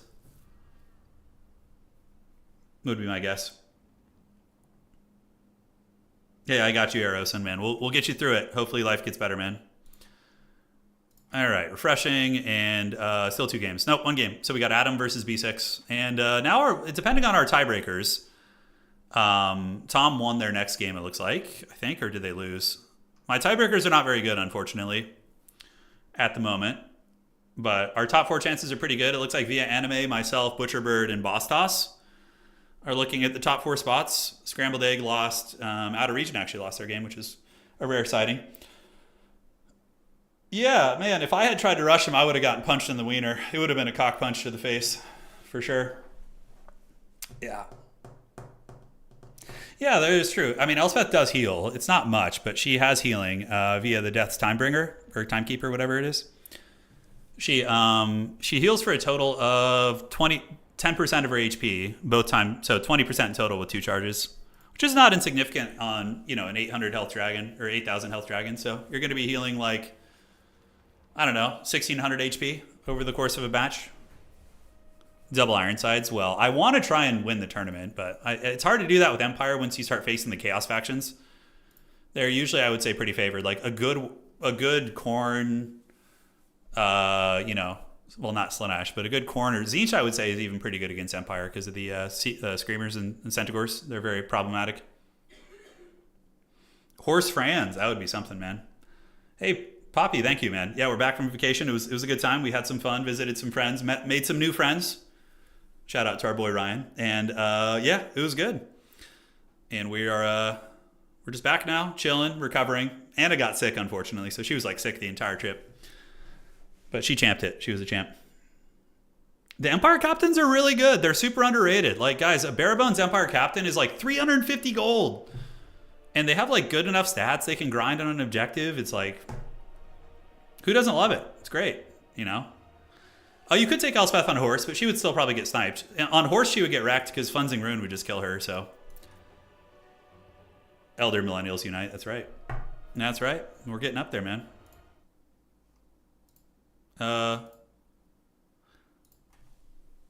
Same. Talking to Romulan right now. He was telling me he thought he had the comeback when he got the Dragon Lady.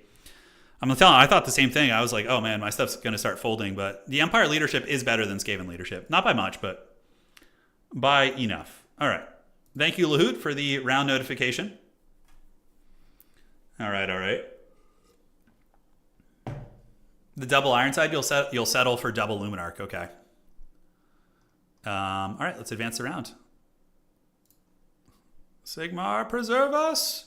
Sigmar's preserving tonight. Warrior Priests, yeah, they're good in a couple of matchups. If you go back to my first game tonight, I used Warrior Priests. So, all right, round is ready. Round 4 is live. And then we go. We're up. All right, so even if I lose this, I have a decent chance. It depends on how my other tiebreakers go, but all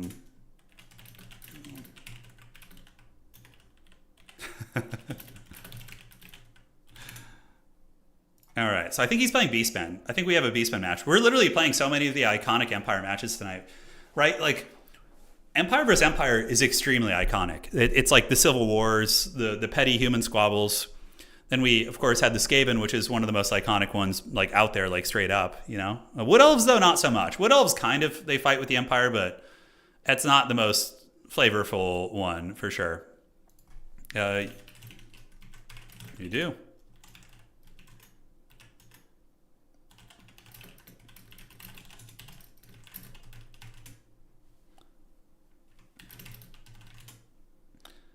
Okay, so what are we doing here?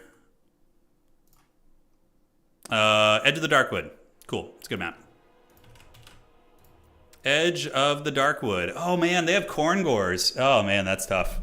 Blind Woozy, newborn to sleep in your arms, fresh cup of coffee. Hey, congrats, and we're here for you, man. We're going to keep you entertained. Beastmen vs. Empire is very iconic.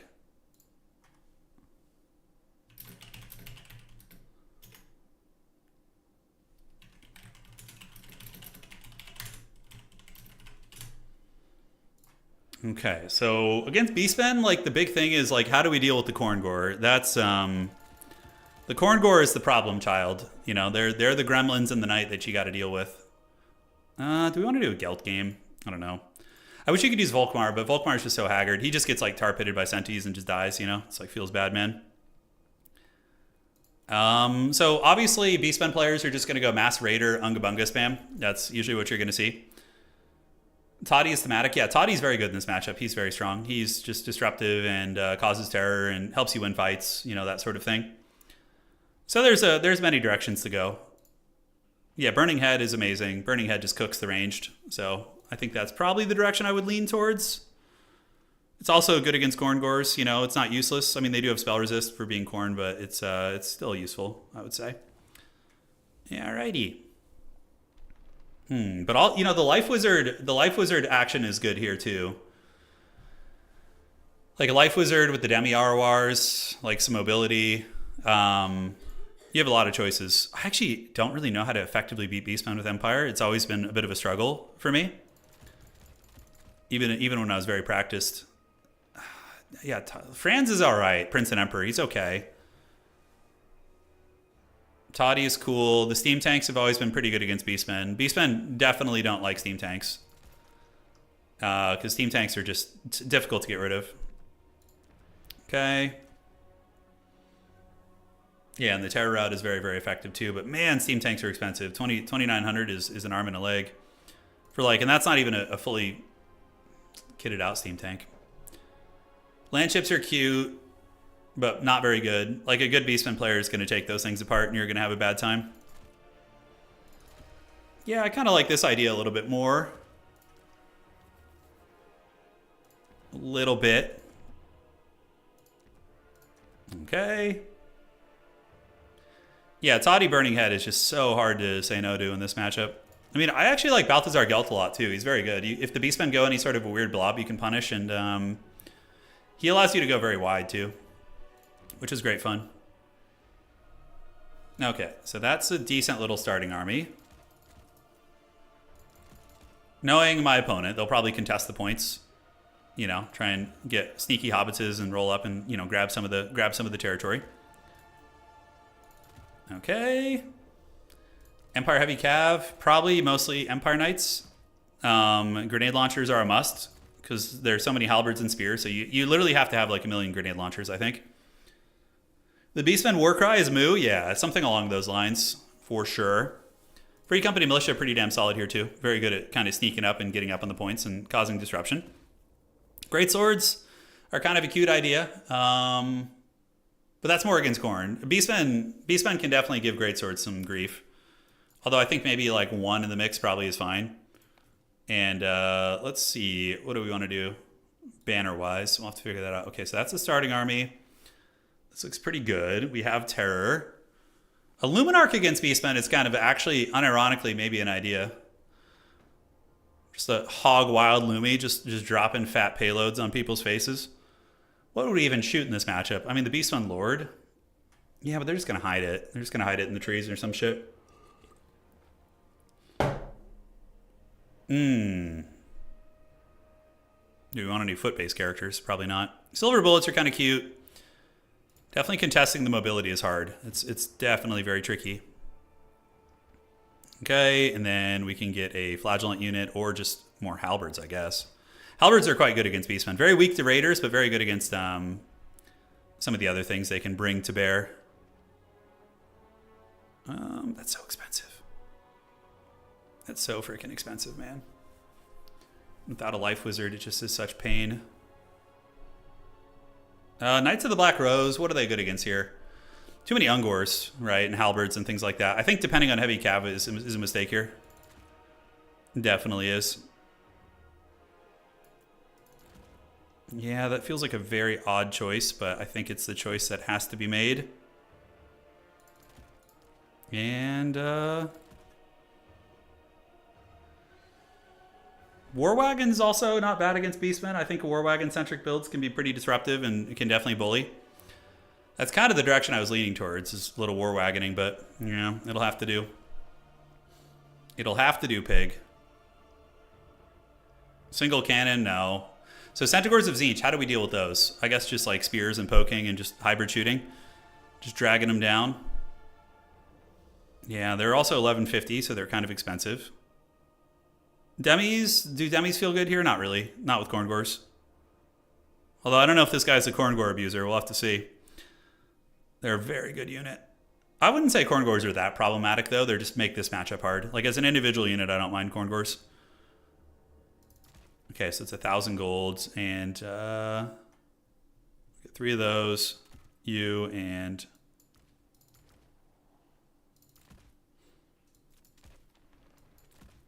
All right, good luck, have fun to my opponent. Let's see what he's got. I'm excited for this. This is going to be a scrappy one. Is there ever a niche use for vanilla Empire General and a Griffin? Probably not, no. Because Toddy's just so much better than that, and even Franz is better. Franz is niche. Franz you typically only use if you're you need magic damage. So if you're in a matchup against like some of the Chaos Monogod factions like Nurgle, like Khorne, not even Khorne so much, but like Franz can be okay in those matchups. If you're going for like a wagon style play and you already have a Life Wizard, then yeah. Are Outriders good at all? They're okay. Yeah, they're all right. You can get a little bit of mileage out of Outriders.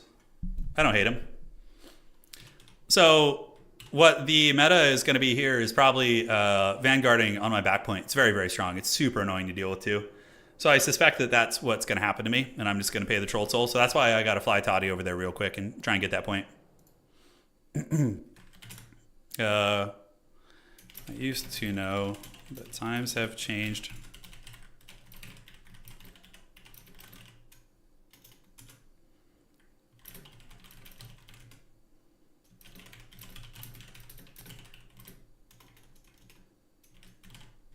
All right, cool.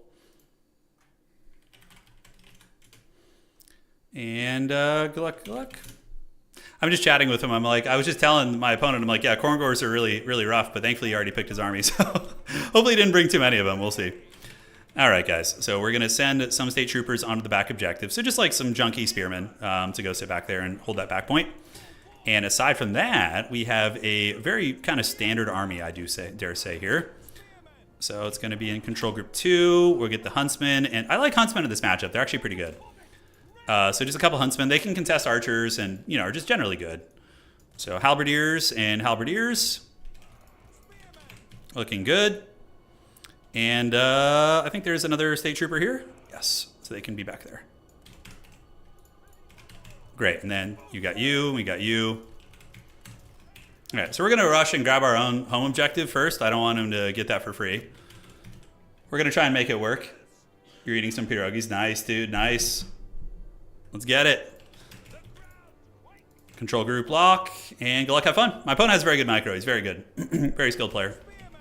Obviously, he's undefeated so far, so I would expect nothing less. And let's get you guys to move up. Hold that point. Grenade launchers are going to be my best friend. Grenade launchers are my bread and butter here, so I need those. Corngors have kind of made heavy cav, not obsolete, but very, very tenuous in this matchup. Very, very tricksy hobbitses. So that's why you're going to be seeing me calling out like greatswords and things like that, which is not something you would normally see, but because of Corngors, they're quite good. Yeah, right. So Toddy is there. He's got a Flock of Doomcaster, which is nice. So he's going to try and flock my brick of Pistoliers here. So I need to fan out a little bit. So we're just going to go here, and go here, and kind of head that way. Great. All right. Yeah, there's the first wave of the beasts. And we do see some Sentis coming over. And our wizard needs to stay back a little bit. So we can go and get some freebies there if we can. And just waddle up. Got greatswords on the way over. Hopefully they'll arrive this century and can do some work. But here comes the mass mobility. So let's run this way.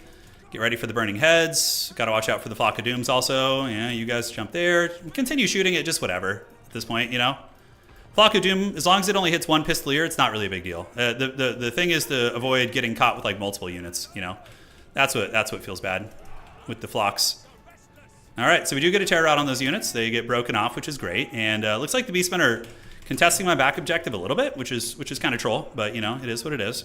Move you guys up. Let's get those guys heading over there. And now we can get just you, and it looks good. All right. So we do manage to hold our home objective, and we are poking. And let's see if we can get Homeboy a little bit. Yeah, good. So our state troopers do arrive, and now they need to start shooting. Just a little bit, actually. Let's form ranks here.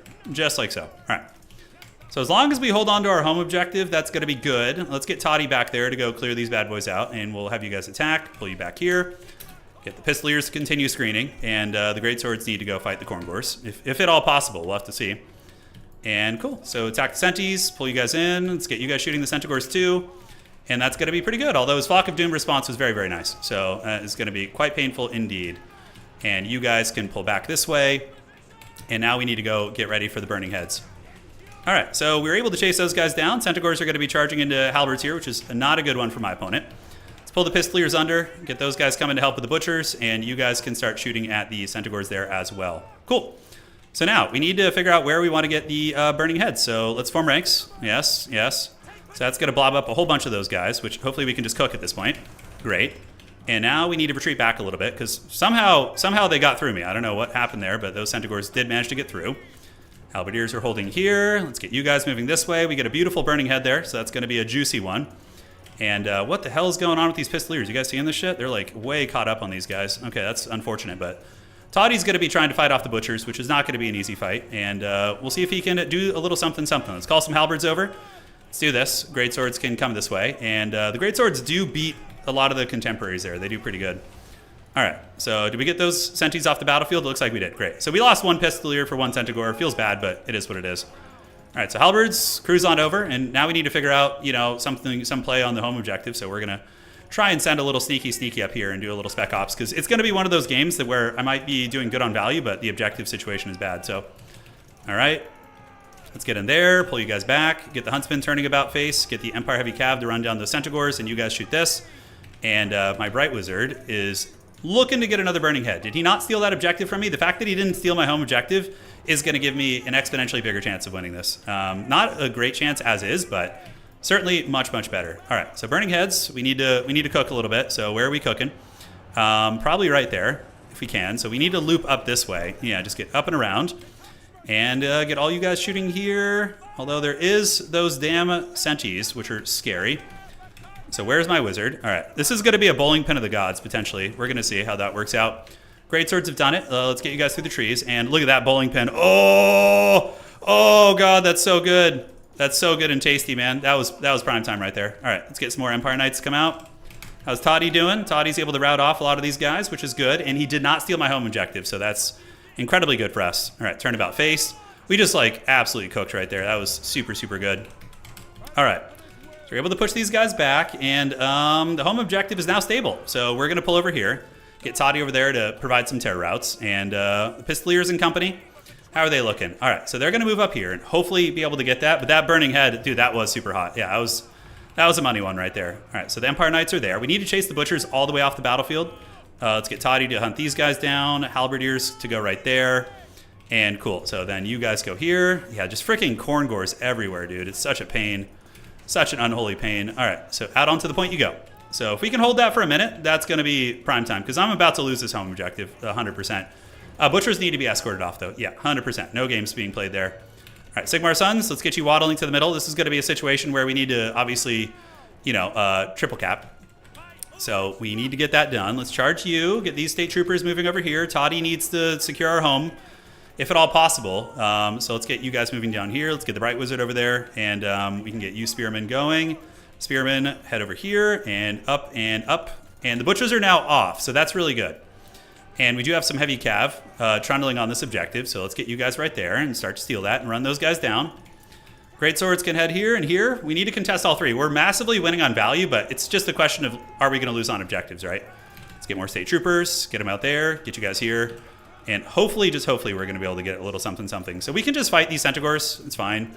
Get our Bright Wizard in there, helping out a little bit. Get these heavy cav in there. And we do manage to steal the home point, so that's good. So we do start to get some shots here. Those guys are getting shot up, and you guys can provide a little bit of fire support. So let's get these guys to shoot those senties. And the Burning Head caster, do I do a Burning Head here? Do I do a Burning Head here? That's the question. I don't know. It's a little bit dodgy. All right, so the Great Swords are moving.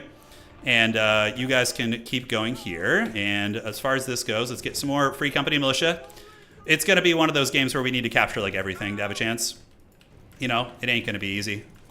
All right, I think it's time for maybe a Burning Head back here, but let's reset on that in just a minute. All right, so the Great Swords are there. We do manage to get an okay little fight going here.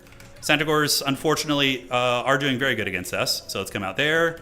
And the Burning Heads, I mean, what do we have? I mean, there's no real juicy ones right now, you know what I'm saying? There's nothing that's just super good. I think it's time to get some grenade launchers out because we're really, really running out of time here very rapidly. All right, so the Great Swords have done their thing, and we do manage to hold the back point, which is buying us a shitload of time. Without that, like, dude, we would be in just absolute danger. Let's see if we get a big terror route going right here on these guys. Yeah, just like knock them off there. That would be great. Got Spearmen coming. We get a Burning Head. It does a little bit of damage. Nothing's gonna ever be as good as that first Burning Head. That was, or that second one. That was just so good. All right, so the grenades are there. The back objective is being held, but probably not for too much longer. We got the Dread Corngors coming now, and thankfully those Empire Knights are still doing good back there. And yeah, State Troopers just kind of swarm up in the middle. We start to grenade launch off the back objective and hopefully get that one back. Got Spearmen coming here, and yeah, they're pretty close to breaking off here. Pretty close. Just a matter of time. So now let's assess the middle. Are we going to be able to get that? I'm not sure. We need to kill these damn Centaurs, though. And the back objective is going to be a loss. Ideally, if we can get the middle before it becomes a triple cap situation, that would just be superior, but easier said than done, right? So grenades are going to force these gremlins off, and then Toddy can fly over to the middle and try and secure that, right? And then we're really in good shape here. So let's get you guys to close the distance. Close the distance here. Let's get you going there, and cool. So yeah, the Great Swords ended up being very good. Very, very nice indeed. All right, so spears fight these guys off. Grenade launchers have grenade launched. So let's get the grenade launchers over here now, and we're probably going to need another one, to be honest. So yeah, I think we got to keep you here, actually. Can't afford to do that. So you and Toddy can go route those guys off, and then in the middle, we do manage to flip it, which is great. So the middle's flipped. We got the back point, but probably not for too long, but oh yeah, it's going to be close. It's going to be very close this game. But we have the value lead, and I think we have enough time now, right? I think we do. Let's get the Spearmen there, keep some Huntsmen, and then grenades and grenades. And we need to go ahead and play the long game, get some spears going. Over to the middle to make sure we can maintain that. It's going to be tight, but as of now, I think I'm in a winning position. It's a little bit dodgy, but, you know, it is what it is. Ooh, that grenade salvo was really good, wasn't it? That was a really nice one there. All right, Toddy, come over there. Burning Head, move on over.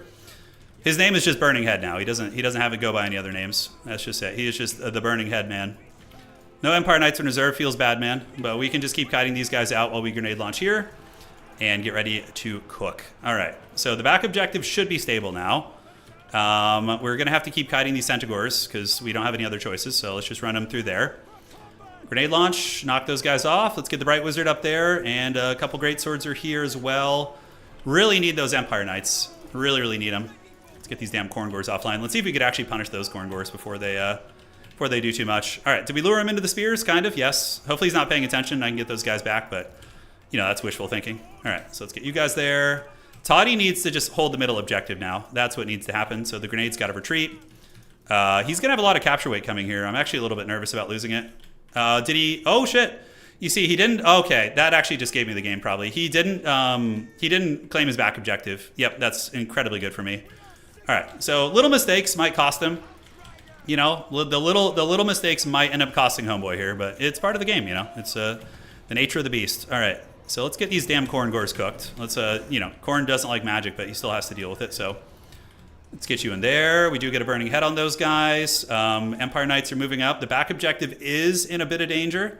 So let's send those grenades over to try and deal with that situation. And Toddy needs to just come down here and get frigging some big terror routes on these guys. Like right about now. And we're going to go grab the back point as well. Yeah, he's not capturing the points super quickly, so that's good. We need to get some heavy cab over there to go make sure we don't lose that, and grenades as well. We do arrive on the point, but like, dude, dealing with those Corngors is such an unholy pain. All right, so let's do this. Let's get back, and let's just... Yeah, he just started getting his point back here, but man, I can't stop these Corngors, dude. I don't know how I'm going to stop those guys. All right, grenades are on. Yeah, and then we get caught, unfortunately. We do get a grenade salvo. Hopefully it'll break those guys. And our spearmen are in the danger zone. Yeah, he's starting to get this point back, guys. He's starting to get it back. Spearmen back on the point. I'm going to need some freaking greatswords or something, dude. These corn gores are just going to wreck me. Toddy needs to come in and get a rout on them or something. Because all of our units there are just getting wrecked. What can I possibly call out? Yeah, we need you to go stabilize that. I assume he's recaptured his home point by now, so there is that. Let's get spearmen and just, you know, whatever we can. If it comes down to being a really close duel of fates here, we're going to need all hands on deck. So let's go terror out these guys, pull these Empire guys back, and just look for a burning head. So we need to be prepared for a burning head. 100%. All right, so the Empire Heavy Cav have arrived on time, which is super clutch. If I had lost that back objective, dude, would have been an absolute shambles. And do I want to go threaten his home point? I don't know, I could. Bright Wizard is here. Spearmen do get run over. Let's bring you guys around and just look for low-hanging fruit, like easier kills. And the Bright Wizard needs to do a little something. We're going to do a timing flame, which is a little bit riskier, but it is what it is. You gotta, yeah, he's going to dodge that. Most good players do dodge that, but you know, you gotta take your chances where you can. Okay, so those Centaurs are going to be taken offline. I really just need to hold the middle for a little bit longer until my state troopers can arrive. Granted, I don't know if I'm going to have the time for that. Toddy is getting good terror routes, but man, the arrival time on those units is like way too long. All right, let's get up to the middle with these guys now. So we're going to be bouncing back and forth here on the middle. Let's keep these guys fighting the corn gores, and we're going to go try and get a terror route here if we can. My guys do get back there and shut down some of the archers. Let's get another pistolier just out of desperation, and we can put him in control group 1 for now. And it looks like there is some pressure on my back point. Yeah, there is a little bit. All right, so we got to retreat back. We can't allocate those resources to the middle at the moment. I think he's going to win, just barely, unless he blunders, which, you know, you got to keep trying. That's for sure. All right, let's do a little bit of unsummoning here and pull back, and you guys can go fight these, and let's get the Bright Wizard over there to do a little something and help out too. He's just got a lot of capture weight here, although I am ahead on points right now, which is good. So that means I have a little bit of time to get some terror routes going, get some units up. You know, that's going to be pretty good. Let's come back here, keep you juking. And how are we going to win this over here? I think I need a free company, sadly. As much as I don't want to allocate assets to the backfield here, I think I have to. All right, so pulling back. Toddy needs to keep fighting over the middle. We need him to do it. I do have my Empire Knights here cackling. And let's get you up on the point, and you up on the point here as well. All right.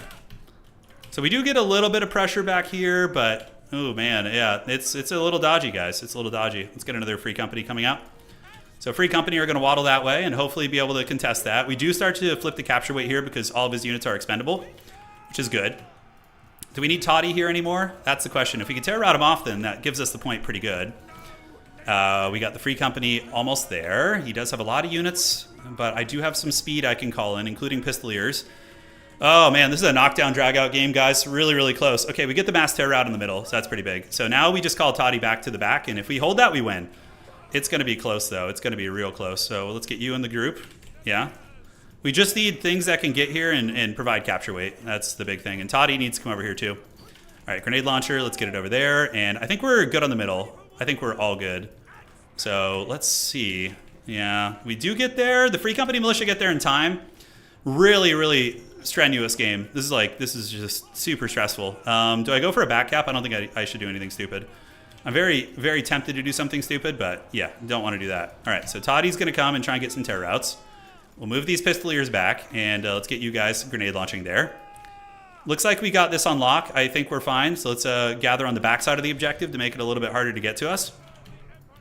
And we just need to hold a little bit longer.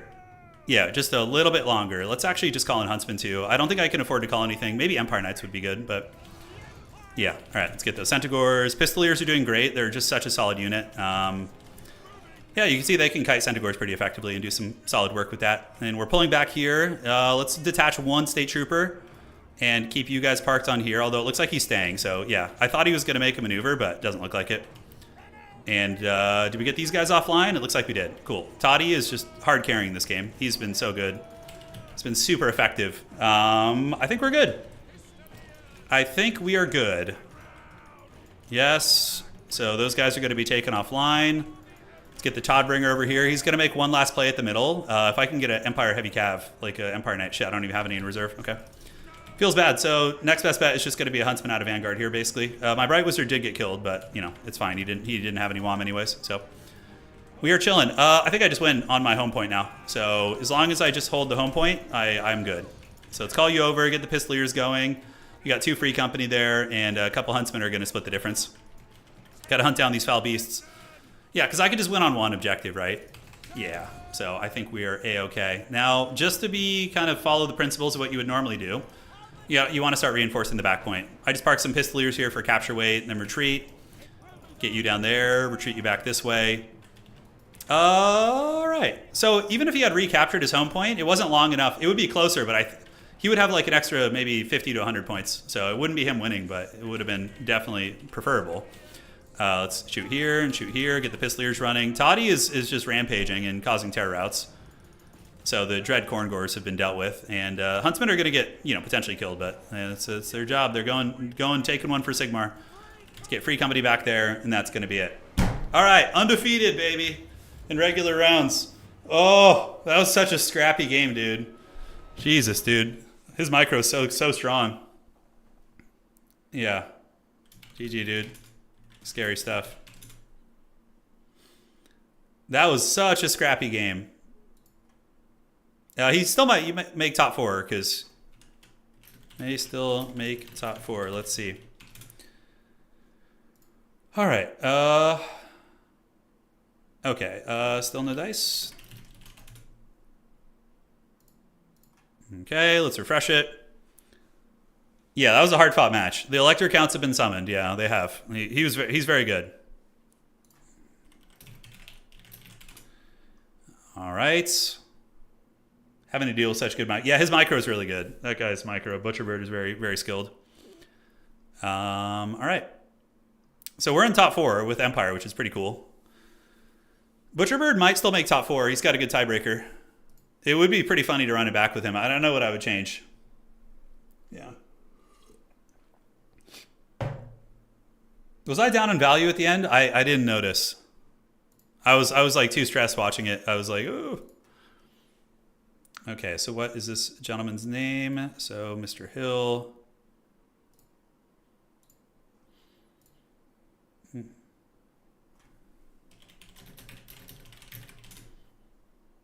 Okay.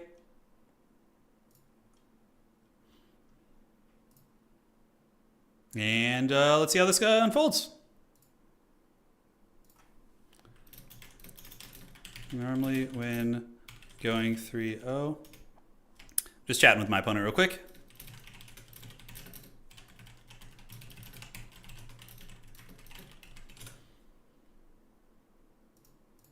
Okay. So as far as the rounds go, we have Outer Region and Blood Penguin playing, and then Apostate and Romulan Dog, and Tom and Lahoot. Yeah, should be good. Should be good indeed. So it's myself via anime, Boss Toss, and maybe Butcherbird. I don't know about Scrambled Eggs tiebreakers, but we'll have to see what he's cooking. We will have to see. The Beastmen reinforcements? Yeah, he had Gores. The one thing I was very happy about is he wasn't using Centaurs of Tzeentch. Yeah, I don't want to give too much advice right now, because I know how to crush Empire with Beastmen, like, pretty consistently. Yeah. We'll find out soon. 1K could be up to the last minute turn desperation plays, yeah. It's the age of Sigmar, you know. Don't put that evil on us, dude. Come on now. Guitar riff, yeah. So haggard, I love it. Cool.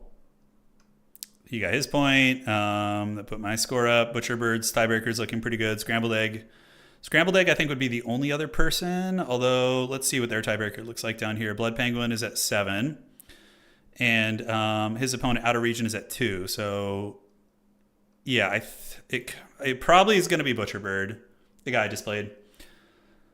Which is always cool. The runbacks are fun. We have Road to Talabheim and Borderlow Landing. The Road to Talabheim is an extremely good Beastmen map. You can swarm those objectives. Yeah, you can swarm them pretty good. But yeah, burning I think that game, it came down to one moment. There was one moment that won me that game. You guys ready for this? We're going to fast forward and show you that one moment. All right, let's see here.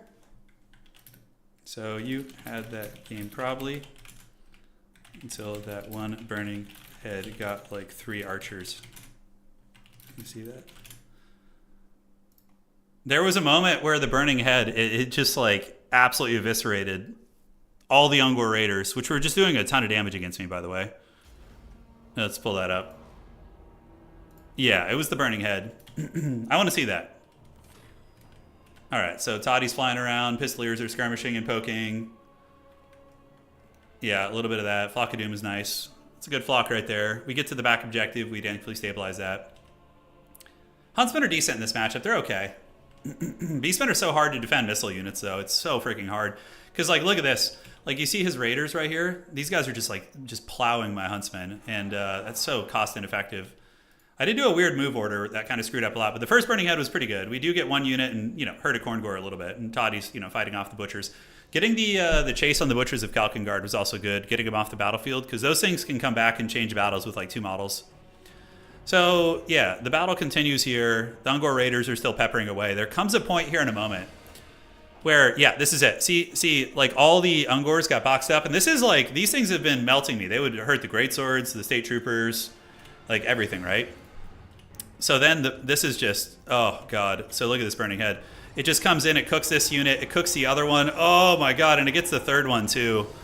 And is gonna bring them close to breaking. Yeah, just straight up insta-kills 2 Ungor Raiders, right? And then this one is pretty much, so this is like so much pressure off, right? Like these units here were getting cooked. I probably would have lost these Greatswords maybe to the Ungor Raider focus fire. There was just so much there that was very, very big. Yeah, very, very big. But there was a couple other things too, like when I steal his back objective, we come back here with the free company, right? We had a big value lead, but I think he pulls it back. Yeah, that was a pretty fat one. So we steal the back objective with the free company ambush. He gets it back pretty quickly. He comes over here and Centaur swarms me, which is smart. Beastman mobility is insane, by the way. We turn about face, we shoot down some Centaurs, which is nice, but he gets a beautiful charge. Sandwiches my Empire Knights with Spearmen, sucks for me. But he forgets to reclaim the back objective, so that cost him probably like 100 points. But he didn't lose by that much, so it didn't make a difference in the end. But if it had been a little closer, yeah, Corngores are just going to obliterate my free company. They just get punched in the wiener. Although honestly, they put up a pretty good fight, all things considered. And the 2v1 versus like a armored infantry unit, right? Yeah, but this is a big mistake here. Like he moves off.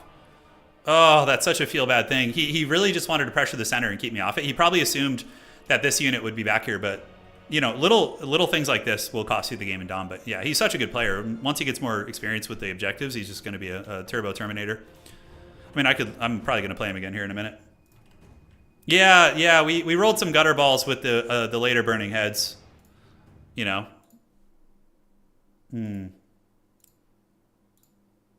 let's see here. And refresh. And where are we at? Are we ready for the round? Okay. I think we got 1 game left to play here.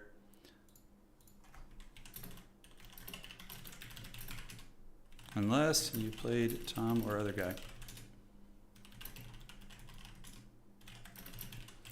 I used to play Fear Not. All right, so I'm going to go refill my water, and we'll be back in just a second, and we're going to get this party started in the semifinals.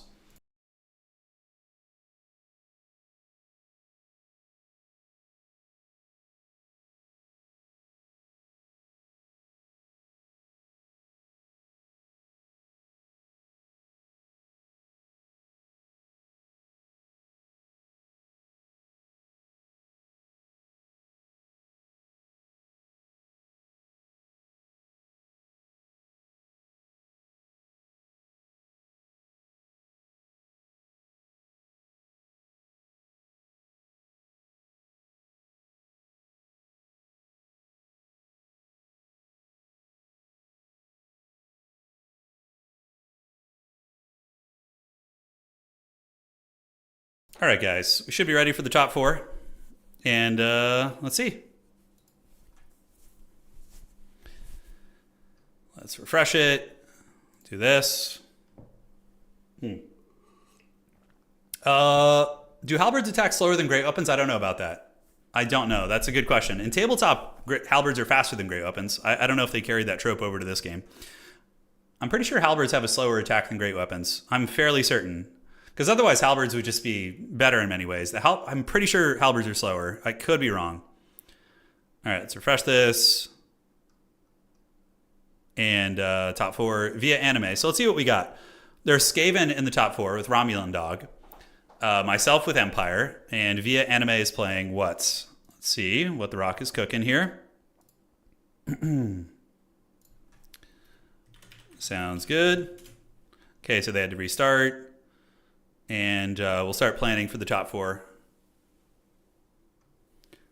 Beastmen. Shit, another Beastmen player. Yeah, Beastmen are very good. They're a top tier faction. And Norska. Okay. So we got Norska, Beastmen, Empire, Skaven. It's a pretty good range of factions. I definitely need to practice my Beastmen. Like, how do I beat them? Is it wagons? I mean, I know I just won that, but I feel like if a couple things had gone slightly differently, I just lose. What the wagon play might be the thing. Toddy was very impactful. But like I feel like defending any sort of missiles against Beastmen is just hellish. Their swarming is so freaking hard. Yeah, halberds have a slower attack interval than great weapons. It would be kind of unfair if they didn't, because their stat lines aren't that different from great weapons, and you also get anti-large, so yeah. Yeah, halberds do usually have lower combat stats than great up. Usually it'll be lower melee attack. The melee defense can vary. Let's see, like 33 on a Nurgle warrior, and let's see what like a Chaos Warrior halberd is, for example. Yeah, 30. Yeah, it's in the ballpark, honestly. It's pretty similar. Okay, so checking here. We're currently playing, we're 50 minutes in and have 5 minutes on the game clock. Copy that. To you guys. Okay, so I need to check to see if these guys are having severe lag. So I need to go see if it affects the tiebreaker. I played Tom and didn't have any lag. But again, when you connect across the pond, it can be tricky. So if Tom wins, that boosts my opponent's score up. Yeah. Not that that matters. So I need to see who Tom and Lahoot played. So Tom would only affect me, I think. So he played Archer. He also played Blood Penguin. It could affect Blood Penguin's tiebreaker, which might mean he makes top 4. Yeah, it would put him in contention, actually. It would. So we have to wait for this game to finish. It could affect it. Yeah, that's unfortunate. So we're gonna need a couple minutes. Let's do a little bit of theory crafting in the meantime. Okay, looks fine. We should have brought the Empire win rate up today, unless there was another Empire player that just lost all their games and dragged them down to the pits. Empire went up 1% today in the win rate, so I think there was another Empire player. Yeah, the first guy played. I don't know how he did. Yeah, Ironsides are an interesting one. They're interesting. I need to experiment more with them. The Serkia used to use them a lot. The player, he doesn't really play too much anymore, but he was using them a bunch. What's cool about Nolan Ironsides is with the 60 armor and the decent stat line, like, can they fend off a Hound unit, right, is the question. Maybe, right? Because they have, let's see, their stat line is, wow, Nolan Ironsides have 32 melee attack, actually. So they're kind of like the Skaven Eshin units that can fight off like Hound units and whatnot. Hey, Turin, but I'd like to know if the different groups are balanced for multiplayer. Yeah, it's a little bit, I need more details to answer your question. Yeah, so shoot me a message in Discord. I can't figure out how to generate a Discord invite link. It's like, it's bugging out on me here. Have my privileges been revoked in my Discord?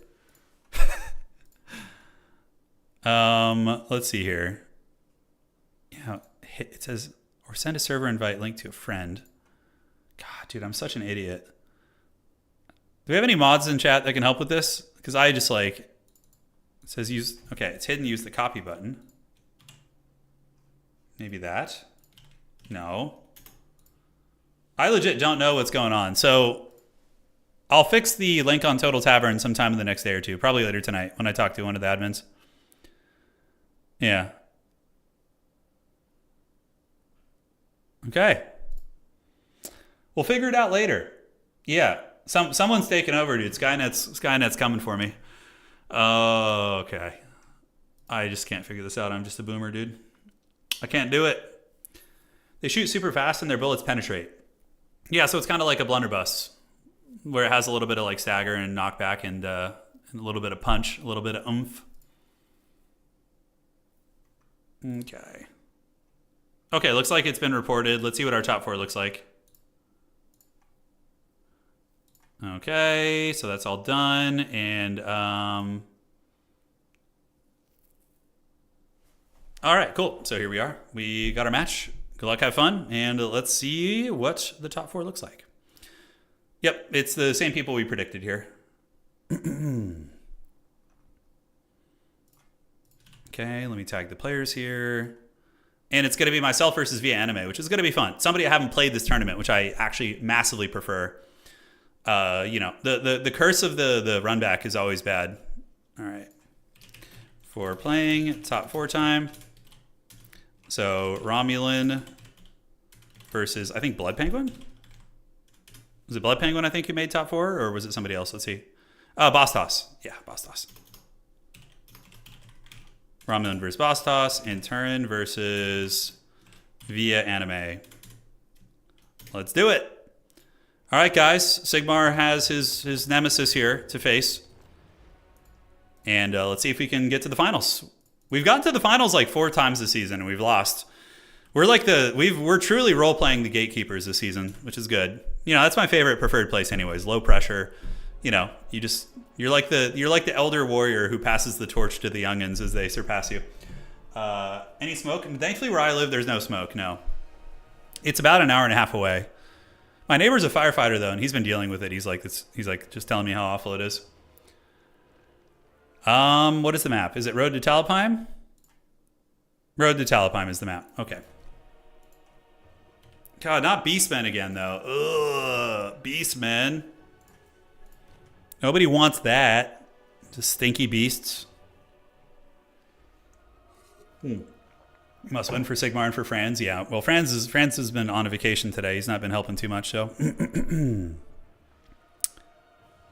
Yeah, Toddy was pretty great though. Definitely no complaints about the Toad. He's been pretty effective here. I think the Pistolier core is extremely good, but you know the wagons arguably are very good too. They can be incredibly disruptive here.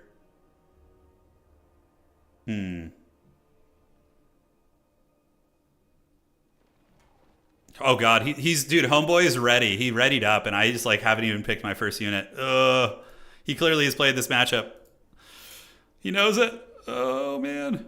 Can we see Volkmar? Volkmar is really risky. Like, the Minotaurs and some of the other masks can really punish him. Although, man, like, I don't want to bring Volkmar and just lose because of it. But, like, in theory, he's actually quite good against the Korngor and the Raiders in different units. He's going to struggle against the Centaur, but he does heal. How much HP does he have on his War Altar? He's got 6,000, so pretty similar to Toddy. He does have the regeneration, the very good regeneration. I don't know, man. Volkmar is like tempting, but if he goes with like a Doom Bull character, I just get punched in the wiener too. It's like there's too many variables that are just not good. Yeah, just not good at all. The Steam Tank Commander is also very good, but the Korngors have also put a wrench in that. Although, you know what? I don't know. We're gonna experiment here and try something slightly different, maybe, but hopefully it'll be good. We'll find out. All right, and yes. Okay, definitely need you guys to play that game. And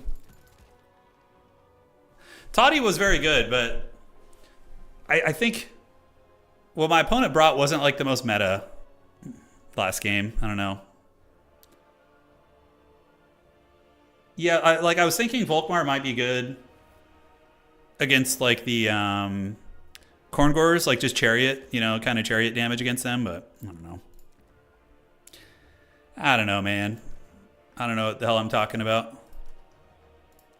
You know, I do often have a bad habit of like running things back when they already work, you know? I'm just like, So clearly we got to change that up. Okay.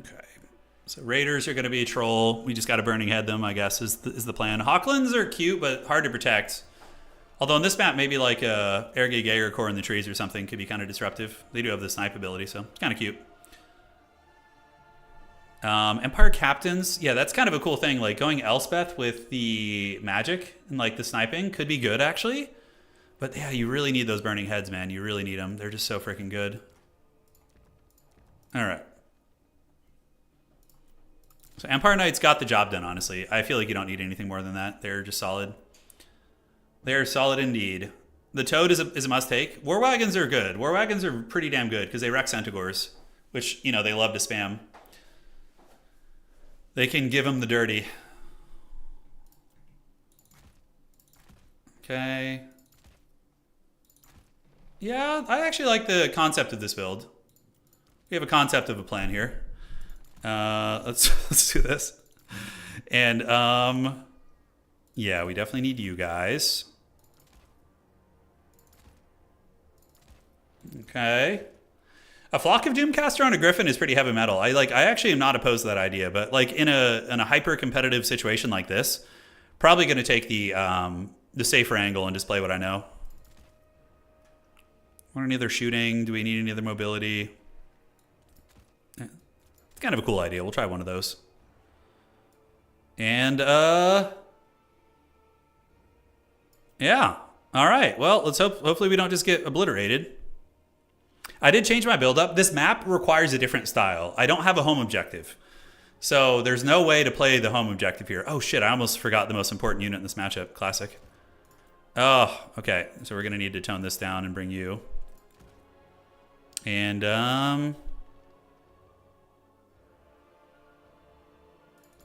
yes.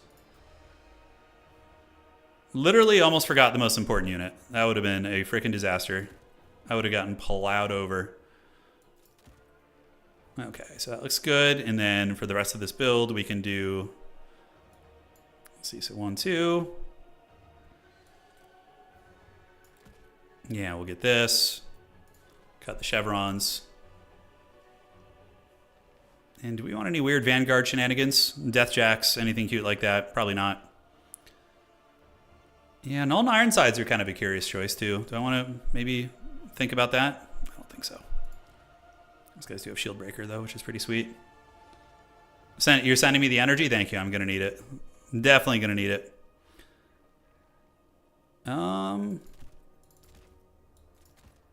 Okay. That will do Pig. And that's got 2 of those in reserve, so 1,500 here. How good were the Pistoliers that game? They felt like they were pretty impactful to me. They definitely felt impactful. He's probably like wondering why I'm taking so freaking long. I do feel bad, but when all the marbles are on the line, we gotta be ready.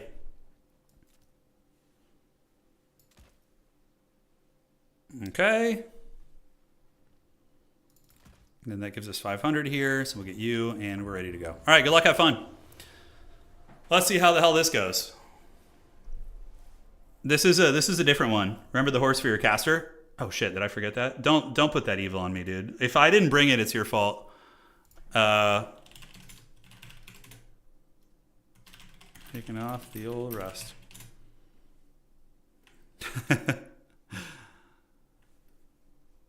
Okay, cool. I think the build's good. I like it. You know? Yeah, it's got some innovations, to say the least. Yeah, this map is very good though. I love Road to Talabheim. It's a lovely map. B1 with the gun. Yeah, so we have a more mobile army this time because we can't not on this map. It's very much like a big open mobility battle, so we have to contest the mobile game. Otherwise, we just get absolutely dunked on. And this time I didn't bring any missiles. Like, I felt like last game my Huntsman just didn't really do much. We have an engineer. So we have an Empire engineer who's going to be rolling with the wagons, and he can restock his ammunition. We have a Bright Wizard and a Pistolier who's going to be vanguarding and just trying to, contest a little bit. Not ready for the double Gorgon? I would wreck a double Gorgon, I think. I think the War Wagons would kill it. I could be wrong. I could be wrong, but, you know, I think I could handle the Gorgon. Let's see what my opponent's got. Via's been doing great lately. I've been seeing them in a bunch of tournaments, and they've been killing it. They've been killing it. Sigma, preserve us.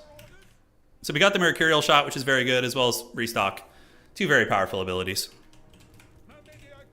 The Empire Engineers are really cool. Really good characters.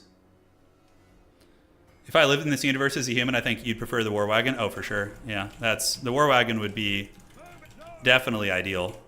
Yeah. All right, so everything's moving up. We have a Pistolier unit. Yeah, see, this is what I was worried about from my opponent last game, but they didn't do it. Was the Centaurs of Tzeentch. I was feeling like I was going to get karate chopped by those things, but he didn't bring them. So that was nice. And looks like it's going to be a Bray Shaman. I almost went with freaking Elspeth, too. I should have done that.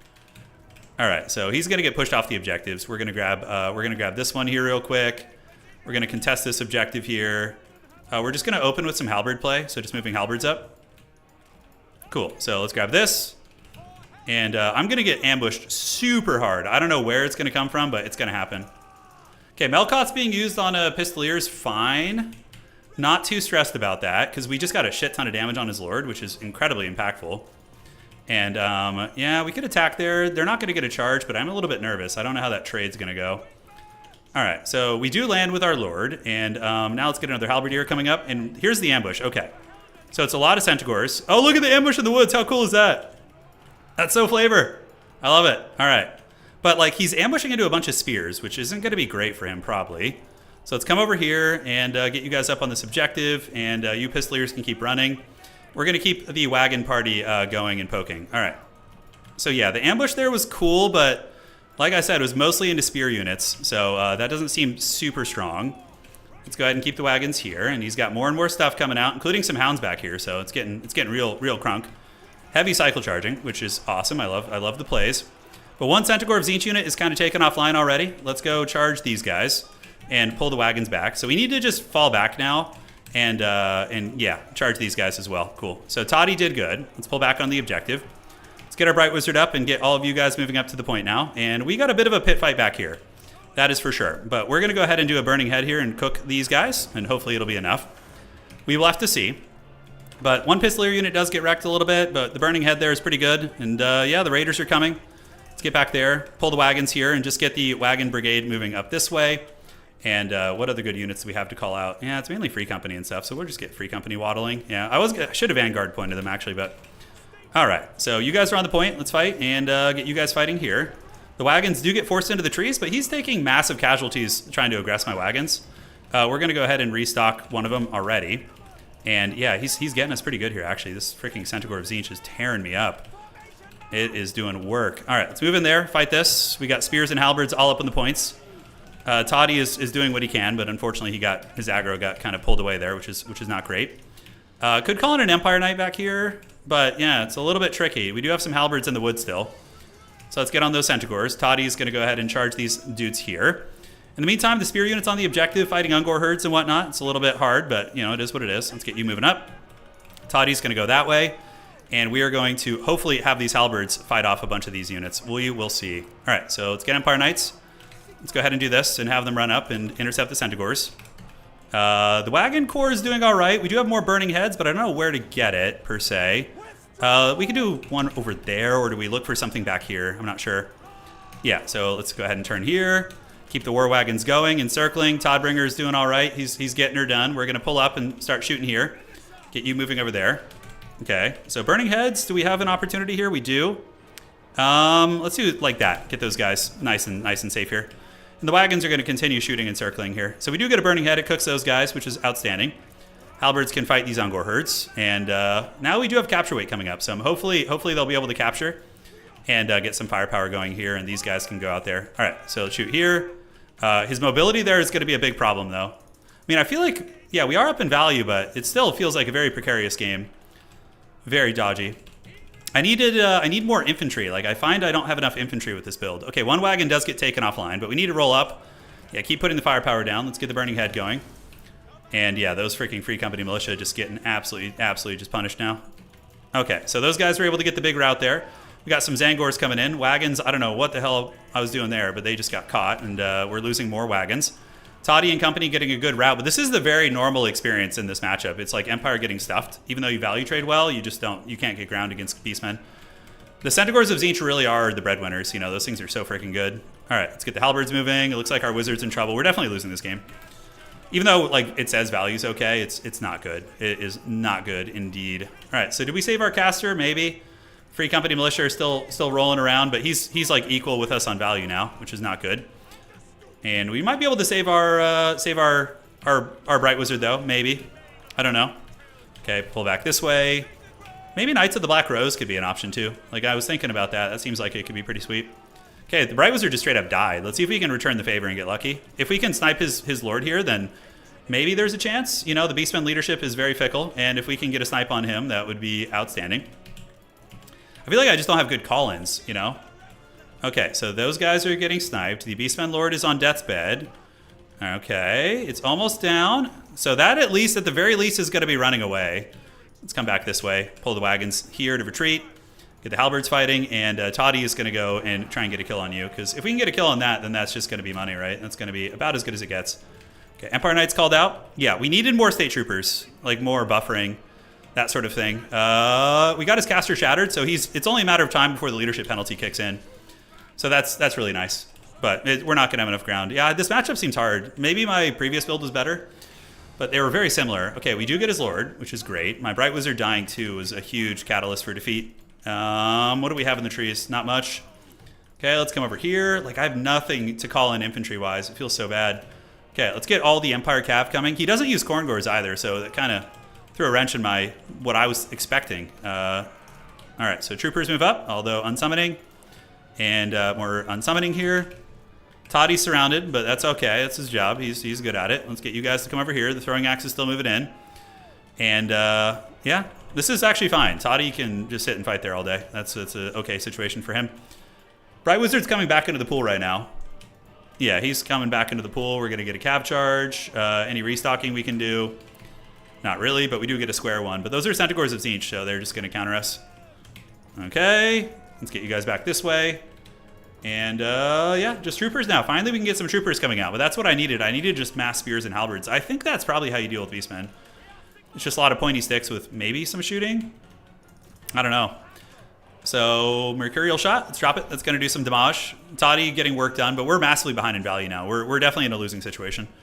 I'll scrap a little bit longer, but I think this game's over. It's not my first rodeo. We brought a lot of stupid shit. Like, this Airgig Jaeger Corps is like, against this mobility, I assumed they could hide in the trees, but like, yeah, there's no way. All right, you guys fight there. Let's get some more troopers. Like, maybe those troopers are going to get that point, but I need to triple cap him and I'm down in value, right? Toddy's doing very good. The beginning of the game was fine. We played okay. We slipped up in the mid-game and had terrible call-ins, and that cost us, honestly. The wagons probably all paid for themselves, believe it or not. Okay, so those guys are going to waddle that way. We have the Empire Knights, but yeah, GG well played. There's no chance. That build was not good. We needed to change our reinforcement pool. The starting army was fine, but we needed buffering of like 1 million troopers. GG well played. Good luck in finals. I will host lobby. At my second rodeo. That's right. This is my second rodeo. 500, 900, and 700. It's fine. They give up a lot of ground, though. Like, against a build like this, the Lord Snipe was cool. That was, like, one play that was good. But I feel we need more width to, like, contest the Beastmen. That map is really hard, too, because you don't have a home objective, so they can just use their speed to punish you so hard. Yeah, that was not the build. Like, what is this shit? This Jaeger Corps unit. That's just terrible. We didn't even get to bring grenade launchers out. The Centaurs of Tzeentch wreck you pretty bad. Yeah, I agree. That's why I was able to beat Beastmen last round, is because they didn't use Centaurs of Tzeentch. Like, this is what I was worried about. These things are nasty. 1600, 1100. They just shit can your heavy cav. This one got 800, but it was still very, very healthy. Yeah, it's hard to contest, man. I don't know how to beat that. I think width is probably the way to do it. Okay, so finals, but it's a good lesson. You know, we'll learn, and we will figure it out down the road. Granted, if you really want to win tournaments, Empire's hard to do it with, but we got close. I would have felt better playing Norska. Norska, Empire can totally beat via anime. Finals for the God Emperor. Hey, we had a good run tonight. It was a good run for Sigmar. We did him proud, you know.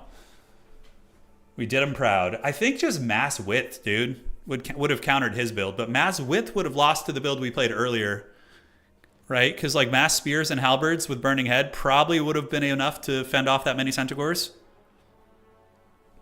A demi-blob. Demi-blobs are good. Yeah, they're good. Like a demi-blob with the Royal Altdorf Griffites and a life caster could have been very viable there. Could have been very viable. I'm not sure, though. I think I needed more width because I just had so many elite expensive things that couldn't contest the objectives. And Dom, that's really a variable you have to consider that you don't need to worry about in land battles, like having enough to play the field.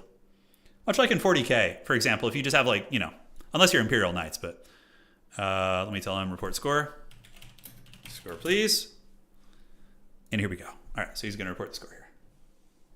No, the demi-blob would not destroy this because Centaurs of Tzeentch trade very fine into the demogryphs. Triple Demi and Volkmar. How would Volkmar have been that game? He would have actually been okay. Although probably, honestly, he gets surrounded by Centaurs of Tzeentch and dies. Yeah, he would get killed by those. And then the Centaur throwing axes would kill him too. I don't know. I really am not sure how to win that matchup against like a good seasoned Beastman player. Like somebody who really knows the meta. Against a Beastman player who's very skilled like Butcher, but doesn't know the meta so much, you know, you might have a chance, but I don't know.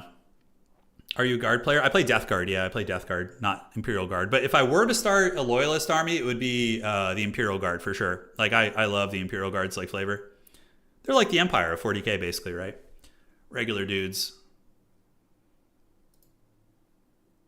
Yeah, Traderkin is really good against those guys, but he brought Melkoths. Melkoths is very good against Empire Knight equivalents. So likely going to be... It's either Skaven or Norska in the grand finals here. Mantide, I think, is my best bet for sure. We know when done.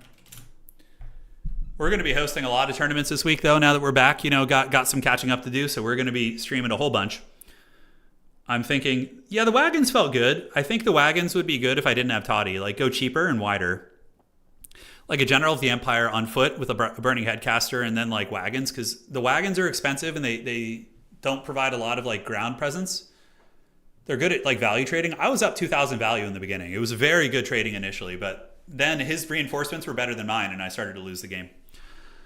That was it. Like his reinforcements were optimal and efficient and mine sucked ass. And that was basically why I got dicked. Gelt is actually good in that matchup. Yeah, Searing Doom on top of, you know, various Beastman units is pretty good. Yeah. Yeah, Gelt is very, very fine in that matchup.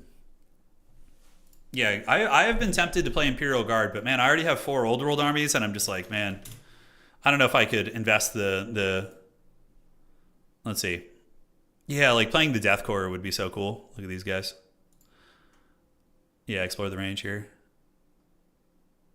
Oh, what the hell are these? Provisionally prepared now. Yeah, look at these guys, man. The new Imperial Guard models look so good. But, like, I don't want to invest in Imperial Guard. Dude, they're so expensive. It's like, you need many tanks in your army, right? And, like, they're, like, friggin' $70, $80 a pop. Like, oh, my God, look at these things. Jesus. The new what's it called looks pretty good. Here's the Rough Riders here. Those things are rad. They're just such an expensive army to collect, I feel like, the Imperial Guard. Although there's a starter box, you know, that's usually a good way to get in. But I play competitive in most games I play, so I would want like a good list. There has to be new releases. Yeah, is it here? Kill Team seems like a fun way to get into it. I would be down to try some Kill Team. Yeah, is this? Where's the box that has the new guys in it? Is it pre-release, pre-order? What's that for pre-order right now? Yeah, this one. I don't mind painting models though. I don't. Yeah, but these guys are rad. The Death Corps, like that. I love that. I love that artillery platform. That's like my power fantasy in wargaming. It's just like having a huge artillery platform in the back, just bombarding. You know, it's kind of a weird starter box though, right? Like, what is this? It's you get like how many foot troops? You get like 5 of those guys. It's very strange. There's got to be more. I mean, you get the Cav, which are pretty cool, the Death Corps Cav, but this thing is my favorite piece. And these guys are super cool, but there's like 5 of them, dude. That's it? And it's like, what? But like nothing beats for me the The old school Death Guard, like, dude, these guys are just so sick. Like, these things are just so freaking cool. And this is what I play. I have a Death Guard army. And, yeah, like Blight Lord Terminators. Like, these are some of my favorite minis in Warhammer 40K. Like, the Death Shrouds. Look how cool that guy is, man. Oh, they're just freaking awesome. All right, let's see if the other round is finished. Sorry about that. You're back to business. Yeah. The artillery piece does look really good, yeah. It's the coolest part of it. All right, so we got Boss Toss in the grand finals. So that is going to be Norska versus Beastmen. Beastmen are considered a top 3 faction, I think. They're very, very good. And with Slaanesh and Ogres being banned today, they're definitely the most competitive pick after that, probably. Look, have fun. All right. Finals versus Via. Remember the Death Shrouds, Thick Voice, and Hammer and Bolter? Yeah, I do. What use is a plate metal loincloth? Dude, I mean, you don't want to try and rationalize, like, the armor in 40K. I mean, some factions make sense, but yeah. Now let's see what we got. So it is going to be Boss Toss's Norska versus Beastmen in the grand finals, and it should be a fun fight. They're both great players and very good sports. The map is going to be, what is map? We have the Borderlow Landing. I wish I could have had that map, because then you could defend your home objective at least, but alas, it was not meant to be. Necrons are a very cool faction, and what's great about Necrons is how easy they are to paint, right? Like, if you look at, let's see here. Oh, sorry, I'm just doing some adminning here real quick, and then I'll get back to browsing with you guys. Yeah, I think that wide Empire is probably the way to play against Beastmen. Like, a lot of State Troopers, like, you don't bring anything sensitive to protect. You just go mass, like, Trooper with, like, Boris and a Bright Wizard, and that's probably the meta, I would say. That's what I would maybe try next time if I could go back and do it again. We're gonna get a Total War 40K. It's gonna happen. Okay, let me see here. I think we will get. I'm curious. I am a full send on it. I think we're gonna get 40K Total War, but I want to see what you guys think. Yeah. I think it's the writing's on the wall, right? It definitely is. Well, let's see. 85%.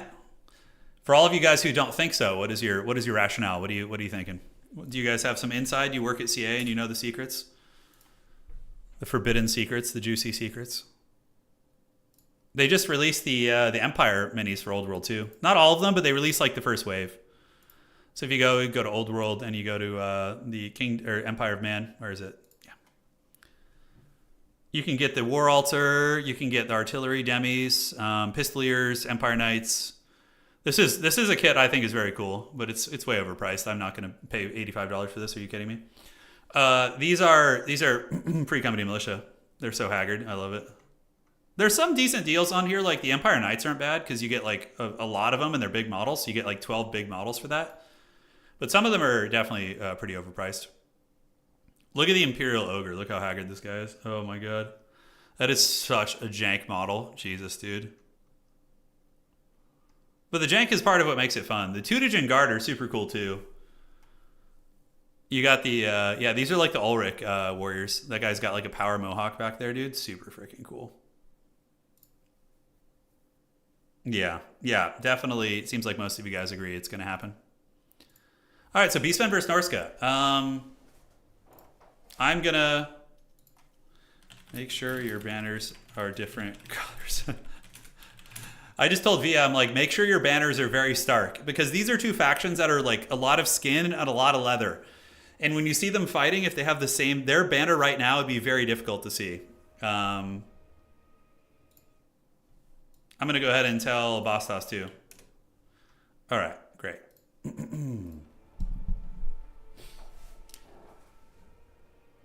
Free Company is a very well-regarded kit for bits. That's good to know. Total War 40k will be terrible with how they... It'll be haggard at first, I bet, but it'll come into its own. Especially if they make a whole new engine that isn't as janky, right? This engine that they're running Total War Warhammer 3 on is like 1,000,000 years old, so we'll see what they do in the future. How do you think Dowie match up? Dowie are very good. In land battle, Dowie are incredibly strong, and in Dom, they're harder, but very good. They're very tough to beat. Like, a good dwarf player is very annoying to play against. Yeah, Turin Guard are in tabletop now. They just got added to the Empire. They're, I prefer greatswords. Like, I like the floppy hats and the half plate they wear and whatnot. Like, but Turin Guard are very cool. Tabletop needs a big rework. They need to rework the way monsters and those sort of things work and make infantry better. Infantry are just so haggard. Like, in every competitive list I end up playing in tournaments where I actually want to win, I just end up cutting my infantry for like shot cav, shot cav or monsters. There's no sense in like using infantry. They're just such shit. The only infantry that are good in tabletop are the hordes, like skeleton bricks, bricks of cheap infantry that just you don't care that much if you lose them, and they're good tar pits. Those are the only good ones. Yeah. They'd scale it. Yeah, I think that 40k will happen though. It for sure will. You know what's a good way to get some minis for Empire too is the Lord of the Rings game. Even though the minis are a little bit smaller, you can kit bash those to be Empire minis, like the Rangers of Ithilien, the Rangers of the Woods from the Lord of the Rings game make excellent Empire archers. Just put them on like a tactical rock and you're golden, And wanting to run Wood Elves. Wood Elves are very good, Jason. They're very strong. And I think Wood Elves are kind of future-proofed because, yes, they often do use dragons, but like a lot of the stuff that Wood Elves do well probably won't get nerfed. I think Wood Elves are a solid faction in tabletop. I've played against some very sweaty Wood Elf lists that are hard to beat. They're very fun. They're fast. They have really good cav. Wild Riders are good. The archers are good. You're totally good. Like, the worst factions in tabletop are the Empire. The Empire is, like, so bad. You can still win with them, but there's literally only one way you can play them. It's basically just, like, cannons, cav, a monster, and a wizard. Like, that's, like, every build has to rely on cannons. But you can win tournaments with Empire. I won one tabletop tournament with Empire and got second in another one. They can definitely win. Yeah. But no, Wood Elves are very safe in tabletop, and they're super fun to play too. The models are beautiful, even though they're old, they're still really cool. All right, well, here we are, ladies and gentlemen, the Royal Unga Bungas. This is the most Unga Bunga final you could possibly get. You have the Norskins facing off against the Beastmen. The Beastmen, coming off a recent victory of crushing my empire, looking to get here and get the dub. And here it is. Yes, indeed. Gonna need to change the campaign maps. Yeah, I think it's doable. How excited are you guys for Civ, by the way? I'm very excited for the new Civ game. I think it's gonna be fun. All right, guys, here we are. So taking a look at Bostos. Bostos is one of our resident Norscan experts. He is extremely good at Norska. And I cannot tell you how many Duel of Fates I've had with him against his Norska that are very, very tough fights. So he's got Marauders in the front with a couple of spears on the periphery. His character core is going to be Laura Boat's Wulfric, which makes sense. You just use that to eviscerate the infantry. So basically, Wulfric brings like another Burning Head. You get Burning Head from Wulfric, and you also get the Shaman Sorcerer with Burning Head, and you can kill the Beastmen infantry pretty effectively. Warshine Mammoths are actually quite good. I like these things. It's a mammoth for all purposes. But on top of that, it has a leadership buff, which is very good in domination for fighting on points. And it gives a physical resist and vigor aura to nearby units, which vigor in the late game is insanely good. If this thing stays alive, it can change the dynamic of fights super, super, super hardcore. So that's going to be it. And aside from that, we do have a Common Wolf. There's a Skin Wolf Werekin in the build to provide some anti-large against Minotaurs. A Vanguard. Ooh, look at the Vanguard of the Beastmen. Centaur throwing axes. I do like that, but he will be meeting the Vanguard of the Norskins as well. Now, looking at the Beastmen army, very standard stuff. You got Vanguard of Zangors. Now, I like Zangors because of the magic damage. Norska does have physical resist on their roster, right? They get it from the Rage mechanic. The Skin Wolves have it. So the Zangor is a very, very big brain play here from Via Anime. I like that a lot. It's like an extra damage boost across the board. And their durability and fighting power is pretty good anyways. Razorgore Chariot, as well as Malagor the Dark Pigeon. He's going to be rocking Flock of Doom. And ladies and gentlemen, that is it for the armies of Via. And now the battle is on. Nope, forgot this. He's got Centaur Throwing Axes vanguarding in the trees. And the Destroyers of Drakwold. So these are going to be the Ungors, and they'll be annoying. You pop them out, use them to screen, and, try and steal Objective 1. It ain't a bad idea. All right, guys. So rolling on up are the Bray Herds. And it looks like the Beastmen are going to be getting control of Objective 2, and Objective 3 is going to be under the control of the Beastmen as well, as Via is going to be piling in towards the middle to battle against Boss Toss. A big, juicy Flock of Doom. That is a sweet one right there. So the Flock of Doom is able to cook several of those units. It hits Wolfric. It also hits all the characters, and did tickle the pickle of these Marauder Horsemen. But that was a very cost-effective Flock of Doom for sure. It's just a great spell in general. Very, very strong. Now, on the back objective, this is everyone's worst nightmare when playing against the Beastmen. The Beastmen just come pop out of the trees, and Mr. Steal your objective here. It looks like we have a little bit of lag. Hopefully nobody crashed, and it seems like it has subsided, so we're back in the game right there.